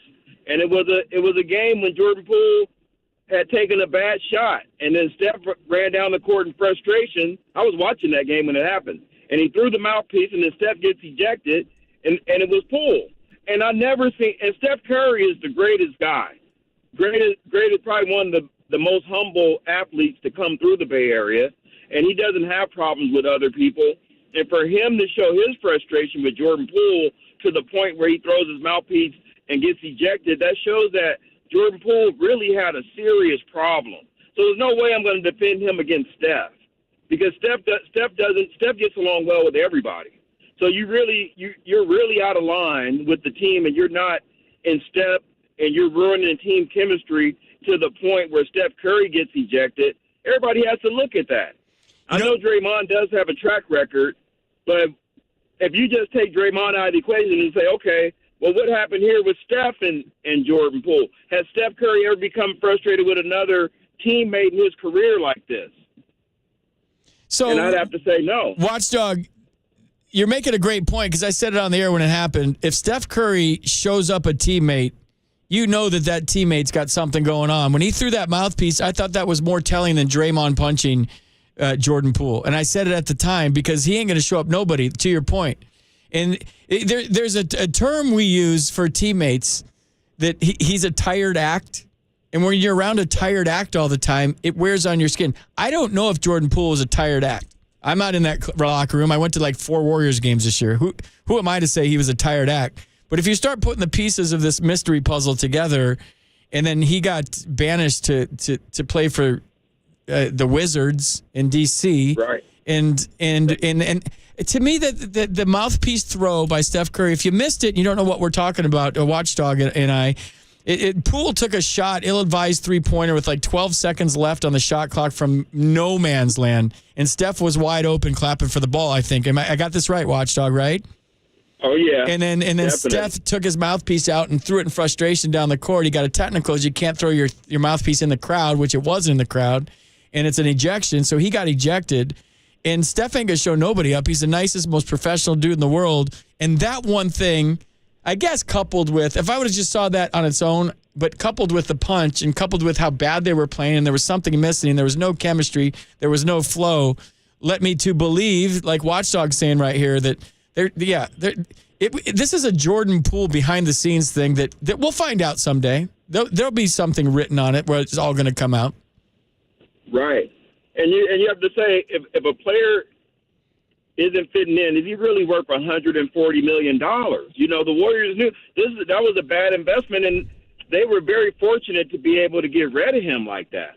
I mean, even though people feel it was a bad deal to get Chris Paul, but to still get Chris Paul, they were lucky to get anything for him, and to be able to unload that kind of salary on a player who was pretty much non-existent versus the Lakers, and to be able to still get some compensation and get rid of that contract, that was a big move for Dunleavy. I feel that was a win for the organization. Yeah, I do too, because you're not going to lose a whole lot when Steph comes out of the game and now Chris Paul's running the game. And if they're both on the court together, you feel like they're going to be in sync, and they're two pros. And you got like, I think Draymond went on to talk about Chris Paul, talk about how he's a man. And if you read between the lines, he's a grown man, and I'm going to be playing with a grown man this year. And he kept like taking not even thinly veiled shots at Jordan Poole. But thanks for the call, Watchdog. I appreciate it. Good stuff, dude. All right, thank you. Yeah, man. Do you have that sound, Tony? Play that real quick where he's talking about the Chris Paul's a man. It's no sugarcoating what has happened all these years. This real life, man. Like, people get it twisted like, oh, man, like, you're in character when you're – no, this is real life we live in when we playing in these games. And so, like, to just go front and act like all of those things was fake, like, I've publicly said I didn't like Chris before. Like, I'm just not going to be like, oh, man, that changed. Now he's my teammate. No, I look forward to talking amongst men. I look forward to working with another adult. You know, I've had my fair share of days of, like, not working with adults and people who don't move like adults. So I'm looking forward to going to work with an adult. You know what I'm saying? So am I. Got Tony on the other side of the glass. I'm looking forward to working with an adult, Tony, one time. Just working with a grown man here at the Sports Leader. I'm getting flipped off on the other side of the glass. No, but those are shots at Jordan Poole, right? If you're reading between the lines there, I'm looking forward to working with a man and not a kid, basically, is what he said right there. So I think we're starting to see why this season that Steph Curry had to give a speech before Game 7. Like, you have to give speeches before Game 7. The only speeches you give before Game 7 is like, whatever happens, I love you guys. And maybe you get a little teary-eyed. Like, this has been a wild ride. I love all you guys. Let's let it rip tonight. Whatever happens, happens. I just want you to know I love everybody here. I love you guys.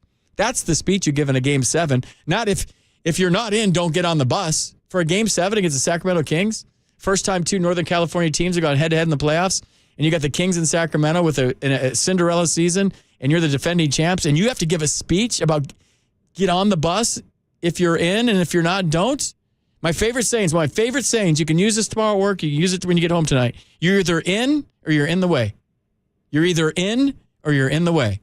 And that's basically the speech Steph Curry had to give before Game 7. What is that even? There was a lot of dysfunction. They didn't even put the fun in dysfunction this year. Maybe at times, maybe when Steph went for, and Steph went for whatever, and was it Game 7 when he went for 50, whatever? Yeah. I guess he did put the fun in dysfunction that night. But there wasn't a whole lot of fun and dysfunction for the Warriors this year. Like, I remember one of the Nats players, I'm trying to think of his, Sean Doolittle, former Oakland A. It was the year before the Nationals won the World Series. We were walking down the tunnel together, and I say, how you doing, dude? They were losing some games. He goes, dude, we put the fun in dysfunction here. I was like, oh, man, it's the greatest saying ever. I'm going to steal it. Let's go to Gabe in Antioch. Gabe, put the fun in dysfunction. Yeah, dysfunction. Yeah, Poole, I was just telling the screen to do. One thing about Poole, he's got this Clark Kent demeanor about him, but it ain't all good. I heard on a couple of different podcasts, and this is a scoop on it. Basically, he was he's not a gentleman that he proposes or promotes himself to be. He was talking crap about how many hookups he had in college. Then he started on Draymond, like, oh, he's going to be in Sacramento and he's broke and all that kind of crap. So, when he's on the basketball court, it's like as if he's on rollerblades. He's just out of control. So, to Draymond, man, that's like a kid. Nipping at your elbows or something. But the thing is, Draymond, he actually, if you listen close, I think he meant to say Chris Paul is a dog, not an adult. He's a dog, and that's. Well, we lost you, Gabe. Thanks for the call. 808 KNBR is the number. Giants lose 3-2. We're talking Draymond Green punching Jordan Poole and the ramifications of that. Jordan Poole's dad, Anthony Poole, getting in on the mix saying, I stand on this, and that's some BS, talking about his son getting punched. How do you feel about dads standing up for sons, especially adult sons, and getting in the mix? Your thoughts on that? Is it cool? Like, at my age, my son's 28. By the way, he did a show in Sacramento today from 2 to 6 on KHTK. Did a great job. They're lucky to have him there. He's going to be great in the business if he gets this gig. It's kind of a tryout thing right now. Super proud of him. He was on for 4 hours today and absolutely nailed it. I listened to him. But is it okay if I would have called in the show today and said, hey, leave my son alone? Like, at what age do you stop standing up for your kids? Or is this a lifetime gig? I feel like there's been some instances in my life at my age where I wanted to, like, jump in there. And then I have to remember that he's 28 years old. He's a grown man. You got to figure out things for yourself, especially professional athletes in the spotlight. Like, what if my son was playing for the Giants right now and he got in a fight with Casey Schmidt, and then I came on KNBR and said, Casey Schmidt is a little B, and leave my son? No, you can't do that, right? You got to let him be a man. You got to let your kids be adults. I let my daughter be an adult. Hopefully they come to you. Hopefully you did a good job as a parent, good enough job as a parent where you take the training wheels off. But I don't get in that. Stay away from that as much as you want to. Trust me, there's been times I want to jump in there. as much as you want to. Speaking of Casey Schmidt, I want to jump into the rookies and what it means to be a rookie, what it's like to be a rookie, what it's like to contribute to a winning team as a rookie. Giants lose 3-2 tonight. Your calls. We'll talk about Draymond. We'll talk about parents. We'll talk about Giants. We'll talk about rookies next on the Sports Leader. I look forward to talking amongst men. I look forward to working with another adult. KNBR 104.5 and 680, the Sports Leader.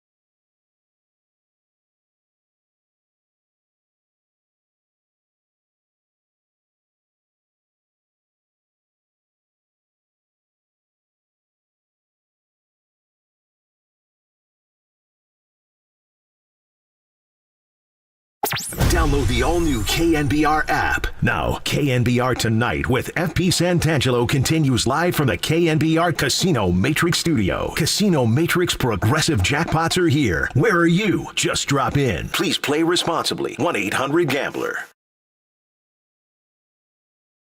2-1 pitch. Ground ball back to the mound, off the glove of Diaz. He scrambles after it, picks it up, underhands it to first for the out.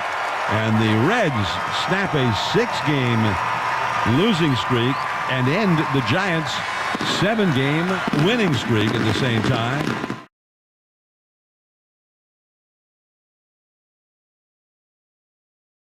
Super chill.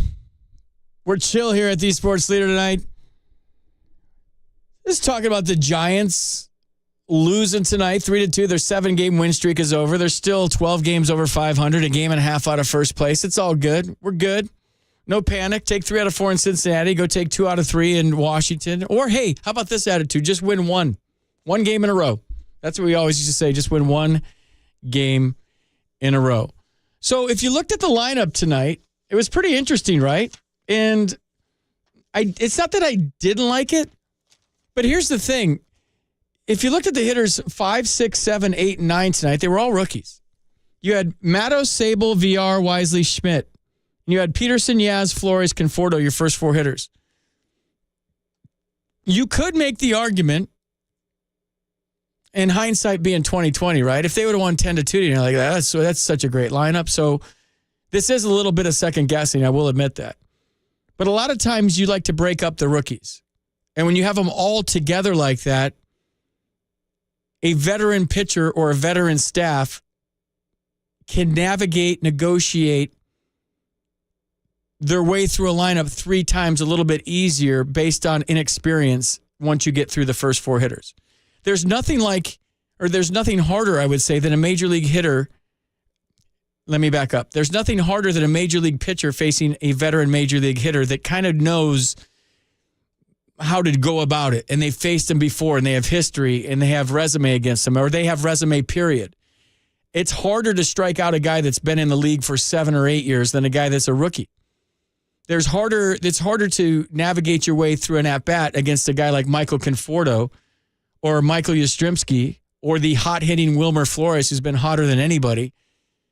But if you go Flores and then maybe a Sable and then Conforto and maybe a Mattos, and you break up all the rookies together, now I don't have a chance as a pitcher to take a deep breath all of a sudden and go, here come the kids. I can mess with these guys a little bit more because they don't know me, I don't know them. And so once you got through 4 tonight, even though Mattos is good, Sable is good, Wisely had a nice game last night, and Casey Schmidt swings a lot, so you can kind of tease him a little bit, I guess, for lack of a better word. He seems lost. Not to be too critical, but like I said earlier, recapping, if you're just joining the show, it's not so much about his performance for me, it's about his body language. And to me, body language at the highest level says everything. If I can see just a little bit of not confidence in you, if I can see just a little bit of, maybe you're not feeling it, fake it till you make it, that kind of thing, then I got you. If I look out at a pitcher and he's like, I don't have my stuff tonight, or he just has that look like I don't have my stuff tonight, I got you, dude. I got you. I don't know if I'm going to get a hit, but I'm going to barrel something up. And on the other side, if I'm not feeling it, I better roll up my sleeves, dig in the box, and look like I'm going to hit one off your forehead, even if I'm 0 for my last 12. And so with VR, he kind of has this body language right now that suggests that he's not as confident as he should be, or he has 0 confidence. But back to my initial point, like, what is it like being a rookie at the major league level? And I think the first thing is just like any new job, you want to be accepted by the people that have been there for a while.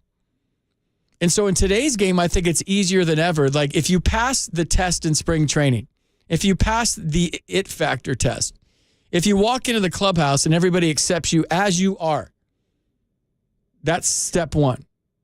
Step 2 is, can you help us win? And maybe step 2 is more important than step 1. Can you help us win games?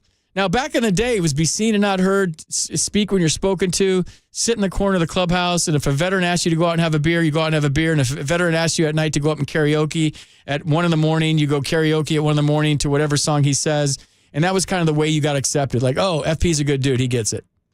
and he can help us win. Nowadays, from what I'm understanding, talking to coaches and talking to some players, it's like if you can help us win from day one, you're in. There's no like little bit of earn your stripes. It's not hazing. It's definitely not hazing, but it's about earning your stripes as a rookie. So now you got all these rookies contributed, and they're good dudes, and they're helping you win games, and the veterans are wrapping their arms around them. So all of these guys in the lineup tonight, even though I'm thinking maybe it would have been better to break a couple of them up at least with some rookie veteran, to make it a little bit more difficult for a pitcher to negotiate, navigate through the lineup. I think it's so cool how the veterans have made these guys feel comfortable. Because in any workplace environment, if I'm uncomfortable, I'm not going to be productive. If I have to tiptoe around work and wondering what people are thinking, what people are saying, I'm not going to be productive. In any relationship, if I'm worried about what the other person's thinking all the time, it's not going to be a good relationship. But if I'm accepted for me and who I am, then everything kind of flows from there. So when you're around this club and they have this vibe with these guys all together as one unit, you can see it. We can see it. We watch the games. We turn them on. We go to the ballpark. We see it. You can see it. You can feel it. You're sitting at home going, well, they're going to come back tonight. I felt it tonight in the 8th inning. It felt like they were coming back. You felt it. Just didn't happen. That's baseball. But it's so cool to see what these guys are doing. And not only is it cool for us, it's cool for the organization as a whole. When you have scouts and coaches and front office people that have invested their lives into these people getting there, that's so satisfying for them to see the finished product on TV. I had that kid in A-ball 2 years ago. Look, he's hitting home runs on TV right now. You know, I'm making $40,000 a year as a coach, but, you know, this kid's hitting taters and might win the Giants a World Series. That's satisfying. The front office, the scouts that took a chance and drafted these guys, and they're seeing them. Take it a step further. If I'm a player in the Giants organization, I'm in Sacramento right now. When I was in Sacramento, I was in Oakland Athletic, and I was in AAA. And Billy Beane was shipping people back and forth. We all knew that Billy didn't care. And if anybody was playing well in Sacramento, they were going to get a chance in Oakland. And that's what's going on right now with the Giants. If you're doing anything in the minor leagues, you're going to get rewarded. Luciano is up in AAA now. We'll see if he gets to the big leagues. We'll probably see Kyle Harrison at some point this year. But it's a shot of life into the organization, to the coaches, to the scouts, to the front office, but most of all to the players. That if we do something, we can be on TV. If we do something, we can help the San Francisco Giants win the National League West. If we do something, we can be a part of a playoff run. If we do something, we could win a World Series and have a parade on Market Street and get drunk for 2 weeks. Like, this is, you know, the reward for me, if I were a minor league director, is when I see a guy on TV soaking wet with champagne. If I see one of my players on TV after a game getting doused with bubbles, that's the most reward. I would probably cry. I'd probably break down and go like, I had something to do with that. And that's how this whole thing works. From the ground level, from A-ball, for getting drafted on draft day, from signing your contract, from working your way through the majors, to your coaches coaching you up, to people believing you, to most importantly, you believing in yourself, to you getting here, and then others are inspired by you, and it just keeps going. That's a beautiful thing, man. That's a beautiful thing. And that's what the San Francisco Giants got going right now. But what do they do moving forward? What do they do as the trade deadline approaches, end of July, August 1st? Like, what's the next step for this team? Who do they get? What do they need? What do you think? We're going to play GM the rest of the show. I'm on till 10 tonight. We're going to play GM the rest of the show. You're the GM of the San Francisco Giants. You're Pete Patella. You're Farhan. What are you going to do right now? Who are you trading? Who are you keeping? Are you going for the big fish, or are you going for just parts? Or are you standing pat? You want to play GM on the air? Here's your chance. I'm going to take a break right now. 808 KNBR is the number. On the other side of the break, we'll take your calls. What would you do to make this team better? Next on the Sports Leader. KNBR 104.5 and 680, the Sports Leader.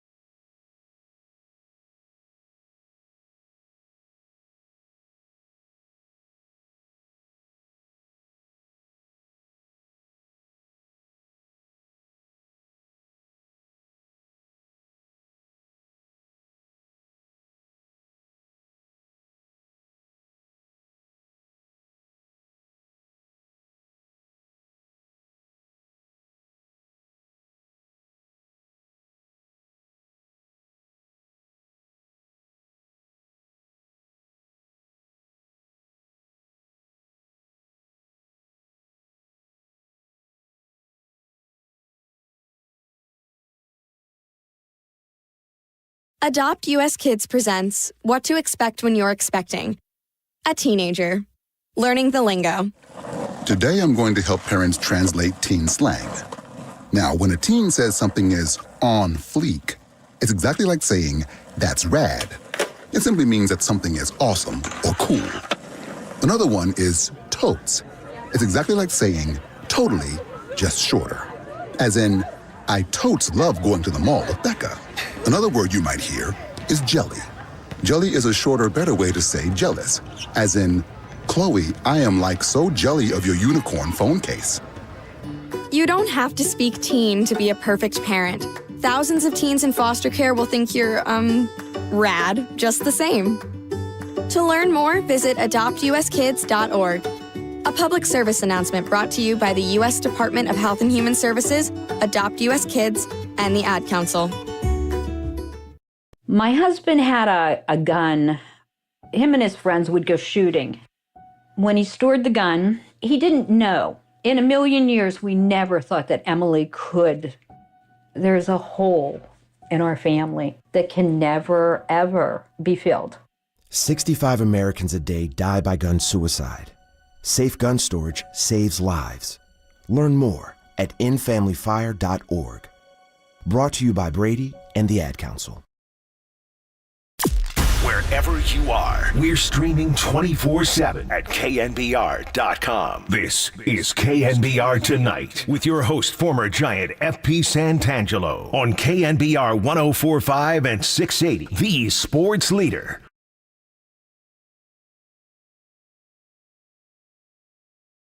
That was, all it took. So those 3 runs, kind of the story of my year. All my runs seem to be giving up on the home runs, but overall, still definitely a step in the right direction. Pitches are pretty zoned in right now, staying in my lanes, mixing in everything, anytime, any count. So, starting to feel like myself and able to get 6 innings when the bullpen needed it for sure. And we, made it interesting, almost came back, just didn't quite work out. Ross Stripling after the game, he gave up 3 runs on 4 hits over 6 tonight. The longest he's gone as a San Francisco Giant. They did a nice job. He got 10 ground ball outs, just didn't go his way. He gave up all of his runs in the 3rd inning. I don't think anybody reached base after that. It was a weird game tonight. And when you win a game 11-10, invariably the next night, it's going to be like it was tonight, a low-scoring game. You see it all the time. If you're a betting person and you see 21 runs in one game, bet the under the next night. It's always a good bet. I'm not a betting guy, but I would because I've seen it so many times. All right, we want to play Gabe Kapler after the game. Hear what he had to say about his team's winning streak at 7 being broke. Pitched really well. He's super efficient and was all over the zone with all of his pitches. Made one mistake to Benson. Benson put a good swing on it.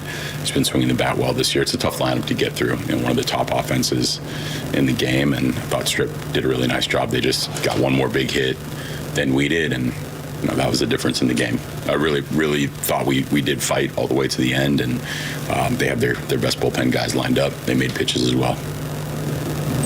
I know I don't follow this team every single game like these other people do, but so you've probably addressed this, it's probably something everyone else knows, but what's the reasoning for taking Strip out after, I know he's been injured, but why take him out after 76 when he's been pitching so well? Yeah, no, it's been a while since he's been up even 6 times, so that would have been a 7th time up. And usually what we like to do with pitchers, you may or may not be on this, but we like to kind of build them up slowly. It's like kind of a longer, slower ramp. It's the most dependable way to prevent injuries.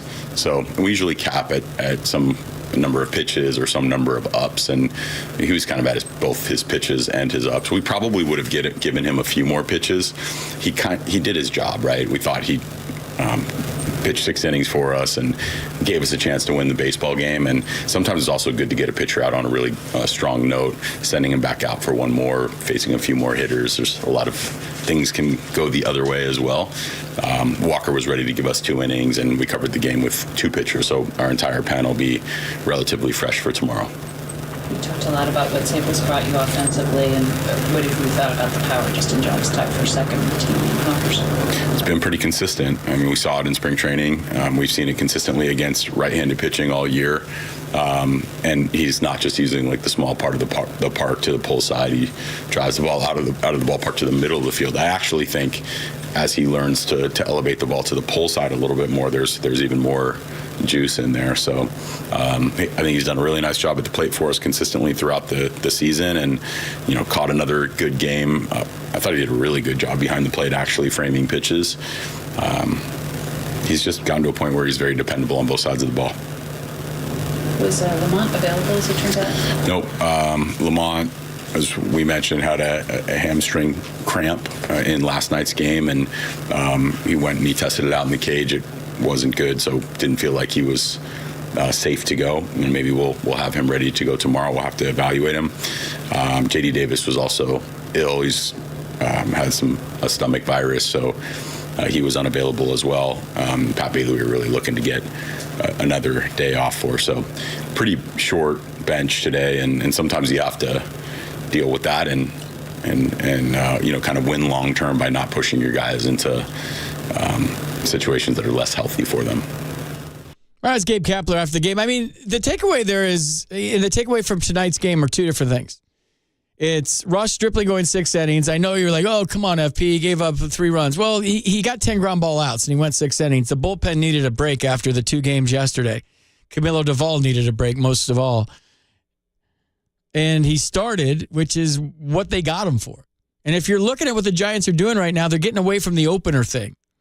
They're trying to get to the more traditional, we have starters here, and Alex Wood got a chance, and Ross Stripling's getting a chance. And like, here it is, go. Anthony DeSclafani, here it is, go. Let's see what you got. This isn't about like, do we want to have openers? Do we want to have starters? This is about performance. And that's what the bottom line is at the big league level. We are giving you a chance to show that you can be one of our starters. We don't want to do this opener thing. And there's a lot of thinking that goes involved into it. We would love to have a starter that go 5 or 6 innings every night. We want to get back to this. The opener thing was cool for a minute, but the opener thing ain't going to win us a World Series. So Farhan and Gabe and Pete are trying to, like, here we go. Let's do the starter thing. Here's your chance.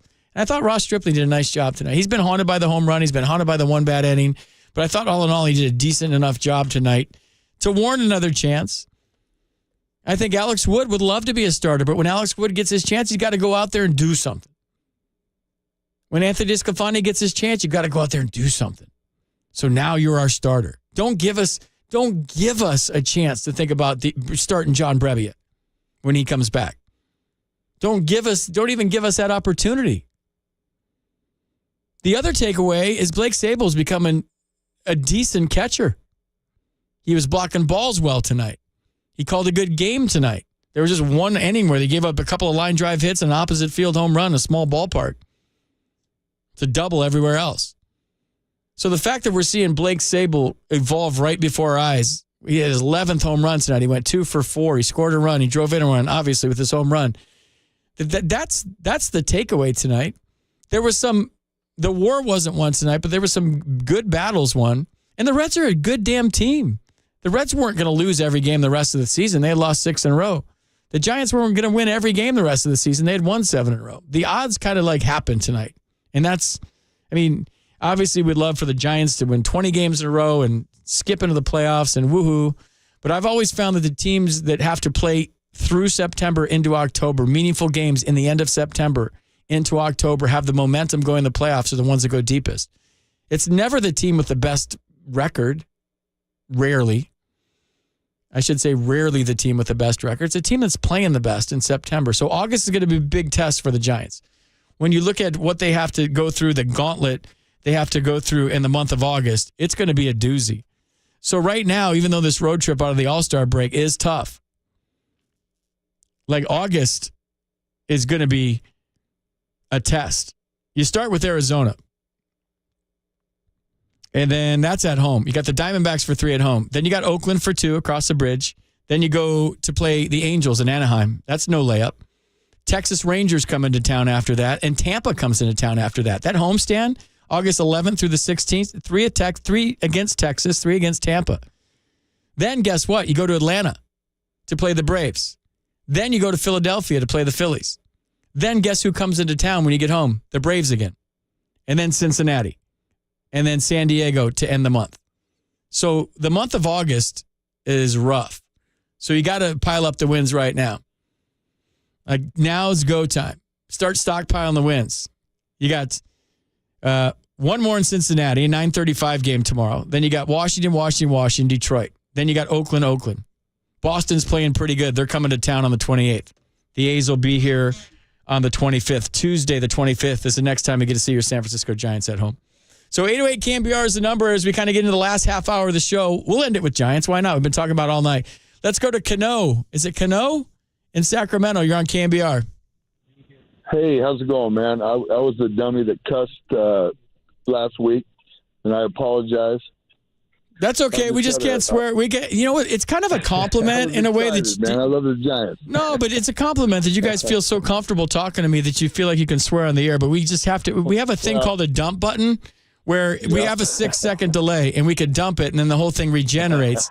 It's a 15-second delay. It's a 15-second delay. So yeah, but go ahead. What do you got tonight? First thing I got to say is how nice you guys are to John.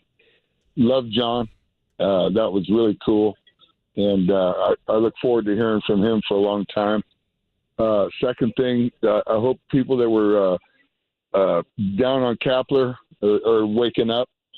And the third thing is KNBR better sign you for a long time. You're doing a great job. I bet John Miller listens to you.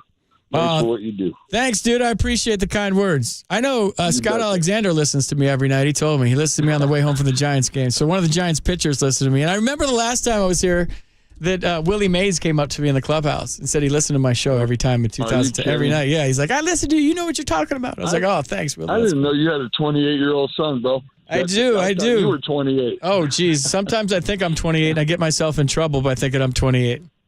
Right on. Well, I appreciate what you do, and I look forward to listening to you for a long time. All right, thanks, dude. Thanks for calling. Really appreciate the kind words. Yeah, so let's talk about the skipper for a while. Let's talk about Gabe Kapler. He's not the most popular manager in Giants history. He isn't. But look who he's following. Look at the guys that preceded Gabe Kapler. Like you have Dusty Baker. Then you have Felipe Alou. And then you have Bruce Bochy. And the last guy won 3 World Series. Dusty Baker's a Hall of Famer. Felipe Alou should be a Hall of Famer based on his body of work as a baseball player and a manager and being one of the first ever Dominicans to manage in the big leagues. And with what he's accomplished throughout his career, the fact that Felipe Alou is not in the Hall of Fame right now, to me, is a travesty. So you've had, in my mind, 3 Hall of Fame managers preceding you. What organization in all of baseball can say that they've had back-to-back-to-back Hall of Fame managers? Now, there's probably organizations, whether it's the Yankees or the Red Sox, if I go looking through history, the Reds, I don't know, that have had 3 Hall of Fame managers, the Cardinals, but like back-to-back-to-back?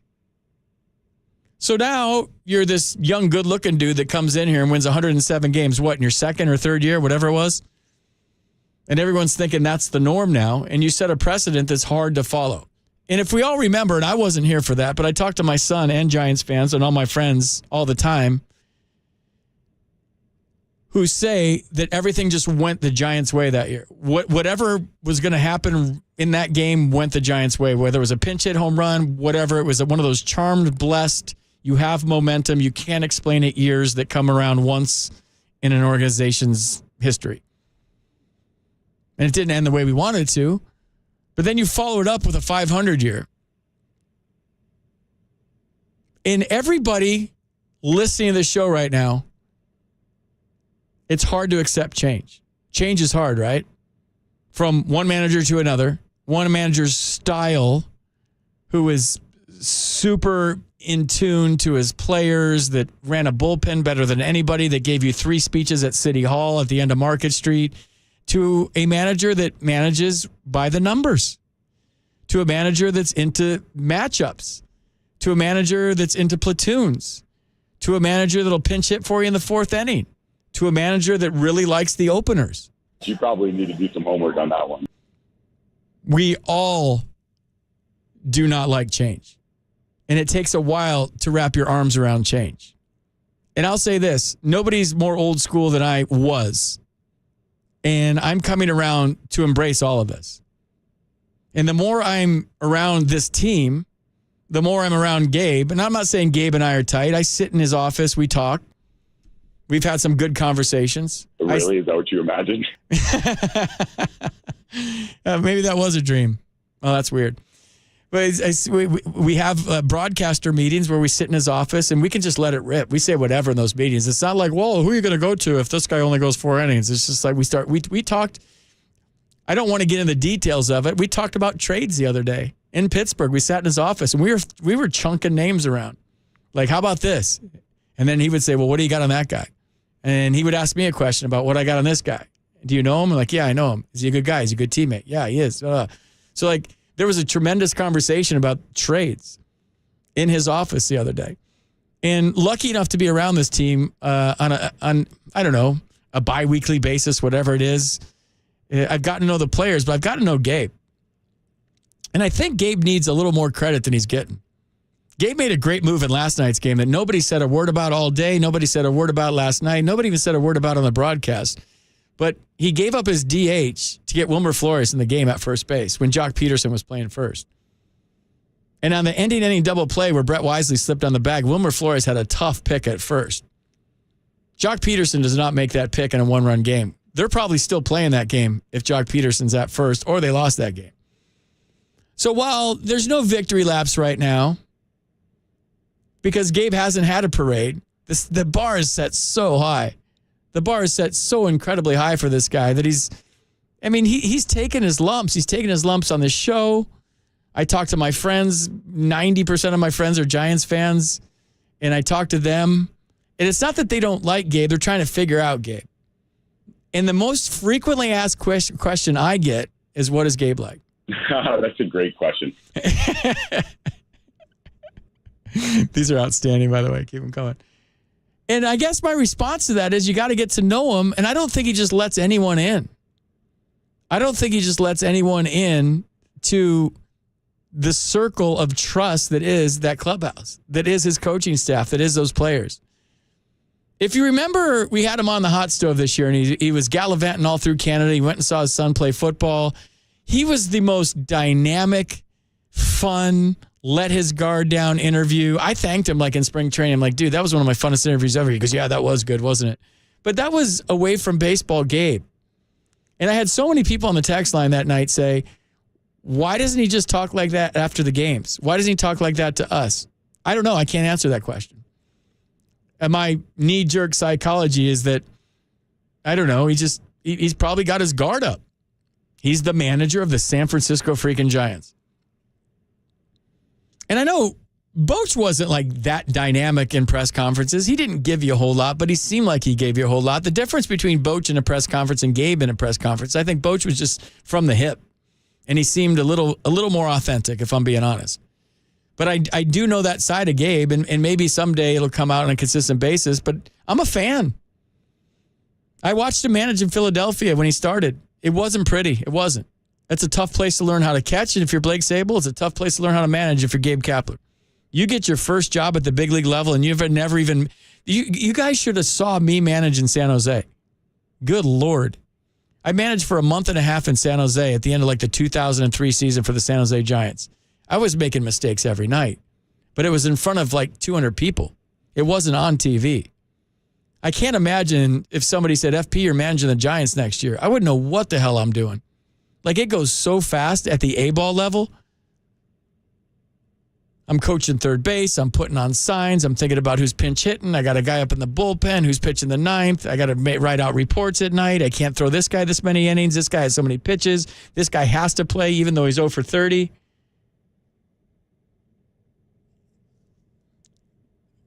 So, yeah, he threw prior. So, anyways, let's go to the phones real quick, and I'm going to take a break. Let's go to, is this Gabe in Antioch? Already got on air. Is this Gabe's second time calling tonight? Is that against league rules? Gabe, you're on KNBR.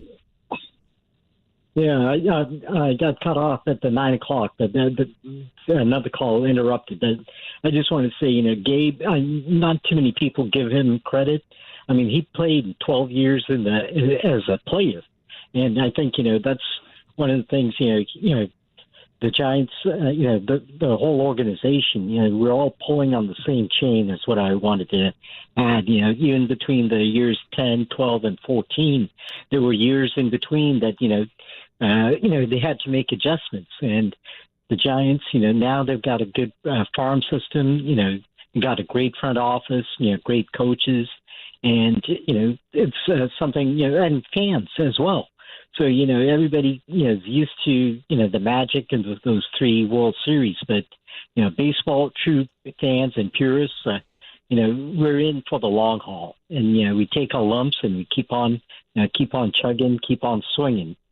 And I'll let other callers come in. But, I enjoyed the other time I called when we sang that Hotel California, and I was recounting that one night in Tahiti. That keep on, enjoy your vacation. Hope you have a blast. We'll be missing you, but we're fans of yours, and keep us in your hearts. All right, dude. Thanks for calling, Gabe. I appreciate it. Yeah, there's no limit on calls. You call all night. I appreciate anybody that calls twice. That means you're listening to the whole damn show. God bless you. That's amazing stuff. The text line chiming in 951. Wow, FP, you really know how to have fans turn off the radio. Talking about the alleged, quote, field manager? Seriously. You said those words and I hit the off button on my phone. Night, dude. Next time. That's an uninformed take. That is an uninformed take. I can talk about Gabe Kapler if I want to talk about Gabe Kapler. I enjoy Gabe. I really do. I'm not going to sit here and say like he's my favorite manager of all time and he's the best manager in the history of the Giants, but I like him. I like being around him. The more I hear the reasons why he does what he does and how he manages, the more informed I am instead of just going like, what is he doing? Why is he pinch hitting for that guy in the second inning? I don't get it. I mean, I still say that sometimes, but that's the beauty of baseball. You can question what a manager does. You can question what a player does because we're talking about ball. We all love talking about ball. I mean, there's a fine line there to saying so-and-so's an idiot and so-and-so sucks. I will never do that because I know how hard it is to manage. And I know how hard it is to hit a baseball, catch a baseball, throw a baseball. But it's okay to question some things sometimes. It's okay to question things in life sometimes. That's just, I think, a healthy attitude to have. And I've asked Gabe things like man to man, eye to eye, like, what do you think about this? Or why did you do that? And he explains it to me. I'm like, oh, all right. The one thing I was told by Bob Guerin, and I was Bob Guerin's bench coach in AAA for a year in Sacramento for the River Cats. I played a couple games here, but it was mostly he took me under his wing. He was teaching me how to manage because he thought I'd be a good big league manager. So did Dusty, so did Felipe. And they all told me I'd be a good big league manager. And he kind of taught me how to do it. And he said, FP, the number one rule is if you make a move, have a reason for the move. Don't just make a move because you have a gut feeling. Like make a move because this is why you're making it. So when the media asks you after the game why you did it, you have a reason. A lot of managers just go willy-nilly and they make a move. This is before analytics and all that stuff. And I thought that was really good advice from a really good baseball mind in Bob Guerin. You probably need to do some homework on that one. I probably do. The home crowd fans do not cheer for Kapler when his name is mentioned. That is facts. Yeah, they do. Yeah, they do. I'm there every night. You know who cheers the loudest? It sounds like Justin Bieber's being introduced as the manager of the Giants. Rennell goes, and your manager of the San Francisco Giants, Gabe Kapler. And it sounds like Justin Bieber. It's all you hear is women screaming. You do. And the other most frequently asked question I get is from friends of mine that want me to set them up with Gabe all the time. Hey, can you introduce me to your manager? We're not that close. Sorry. I'm not going to sit there and be like, hey, Gabe, my friend wants to go out with you. Let's go to Ray Ray in Oakland. Ray, you're on KNBR. What's going on? Hey, FP, how you doing? I'm doing well. How are you? I'm good. So I'll be honest. I missed the Giants game tonight because my own team was playing the San Quentin A's. I don't know if you know the San Quentin Penitentiary. They got their own baseball team, and we were in there playing them as part of a rehabilitation program, which is awesome. I missed the Giants game, but anyway. Did any of them steal second? Oh, bro, they're stealing all the time. They're greedy on the base pass, but they play the game the right way. I got to say, shout out San Quentin baseball team. They're not stealing home. I'm just kidding. I'm sorry. This is It's terrible. That's a Come good on, thing. bro. That's a good thing. I'm just kidding. These are just layups. I'm sorry with the dad jokes, but no, Ray, I've seen the documentaries on it. It's really cool what you're doing, man. I appreciate that. Yeah, it rules. Yeah. But let me ask you. So, a couple rain delays, obviously, last couple of days. From someone who put the cleats on, what's a rain delay like for you? How you got any stories about rain delays from when you were playing? No, not necessarily, Ray. I don't want to bore you with those, but what I would say is that Major League Baseball should seriously think about putting on, at least from like east of the Mississippi, like the retractable roofs like Seattle has on the stadium. Like it's 2023. I don't know how you do it from an architectural standpoint, but like there should be no more rain delays in baseball. Like put the roof up, make it be an indoor-outdoor stadium. Put the carport roof over it and play the game, because rain delays, nobody likes rain delays. The fans don't like rain delays. The players don't like rain delays. The coaches don't like it. The stadium workers don't like it. The broadcast crews don't like it. Most of all, the grounds crews don't like it because it's a lot of work for those guys. So I don't understand why we can't just get some sort of roof over most stadiums where it rains a lot. It doesn't make sense to me. Yeah, no, that's a good call. I will say, though, when that dude got eaten up by the tarp yesterday, that was pretty good. Yeah, that was, I mean, not for us, it was entertaining, but not for him. He got just the tarp ain't stopping for no one. All right, Ray. Okay. Hey, sorry about FP, appreciate it. Sorry about the dad jokes, dude. I couldn't resist. Sometimes I can't help myself. All right, thanks. Take it easy. All right, Ray. I'm so dumb sometimes. You know, sometimes stuff comes out on the air, but the text line liked it. 707 said, "Dude, that stealing home joke was amazing." Oh, I don't know. I don't know. I just got to stop while my head on the San Quentin baseball team. There's a million going through this stupid head of mine right now, and I'm just going to, I mean, if you broadcast a game there's certain things you can't say. Like that ball was, can't say that. You can't say any of those things. I'm thinking, right, I'm going to stop so I don't get in trouble. I'm going to Italy on Sunday, and the last thing I want to do is get an email from my boss in Italy. All right, we'll wrap up the show on the other side. You're listening to FP Santangelo. This is KNBR Tonight on the Sports Leader.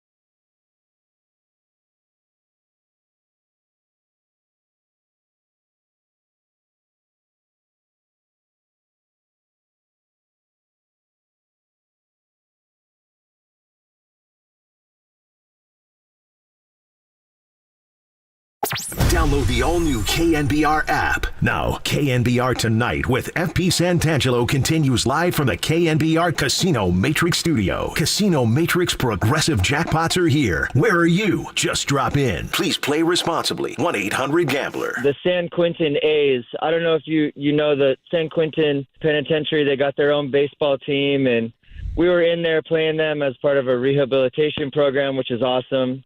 I missed the Giants game, but anyway. Did any of them steal second? Oh, bro, they're stealing all the time. They're greedy on the base pass, but they play the game the right way. I got to say, shout out San Quentin baseball team. They're not stealing home. I'm just kidding. I'm sorry. This is so bad. I thought it was funny. I don't care. I mean, if you can't offend people in San Quentin, who can you offend? No, it's cool. They're trying to rehabilitate. Whatever. Sometimes I stick my foot in my mouth, but that one, anyways, there's so many other ones, but I'm not going to go there. You guys are amazing tonight. 707, chime in. FP, you killed it tonight. Thank you. You got me through the last few hours of a 16-hour workday. That's amazing. Way to go, man. Good for you. So we play Hotel California, not at the end of the show. We play Lights at the end of the show, Tony. Tighten it up. Tony, good job. Way to go. Casey, thanks for helping out tonight. Great job. You guys are awesome. I appreciate all your help tonight. The calls were amazing. You guys got me through a 3-hour show tonight. The Giants lost, but who cares? They're going to win tomorrow. 9:35 game. Wake and rake, as we used to say back in the day for day games. Wake and rake. So maybe they will tomorrow. They only scored a couple of runs tonight. Still 12 games over 500, game and a half out of first place. All right, I'm out of here. That's enough. Thanks for all the calls. You guys are amazing. And like I say on the way out every night, swing hard in case you hit it on the Sports Leader. Hey, guys. Yeah? All right, we're good to go.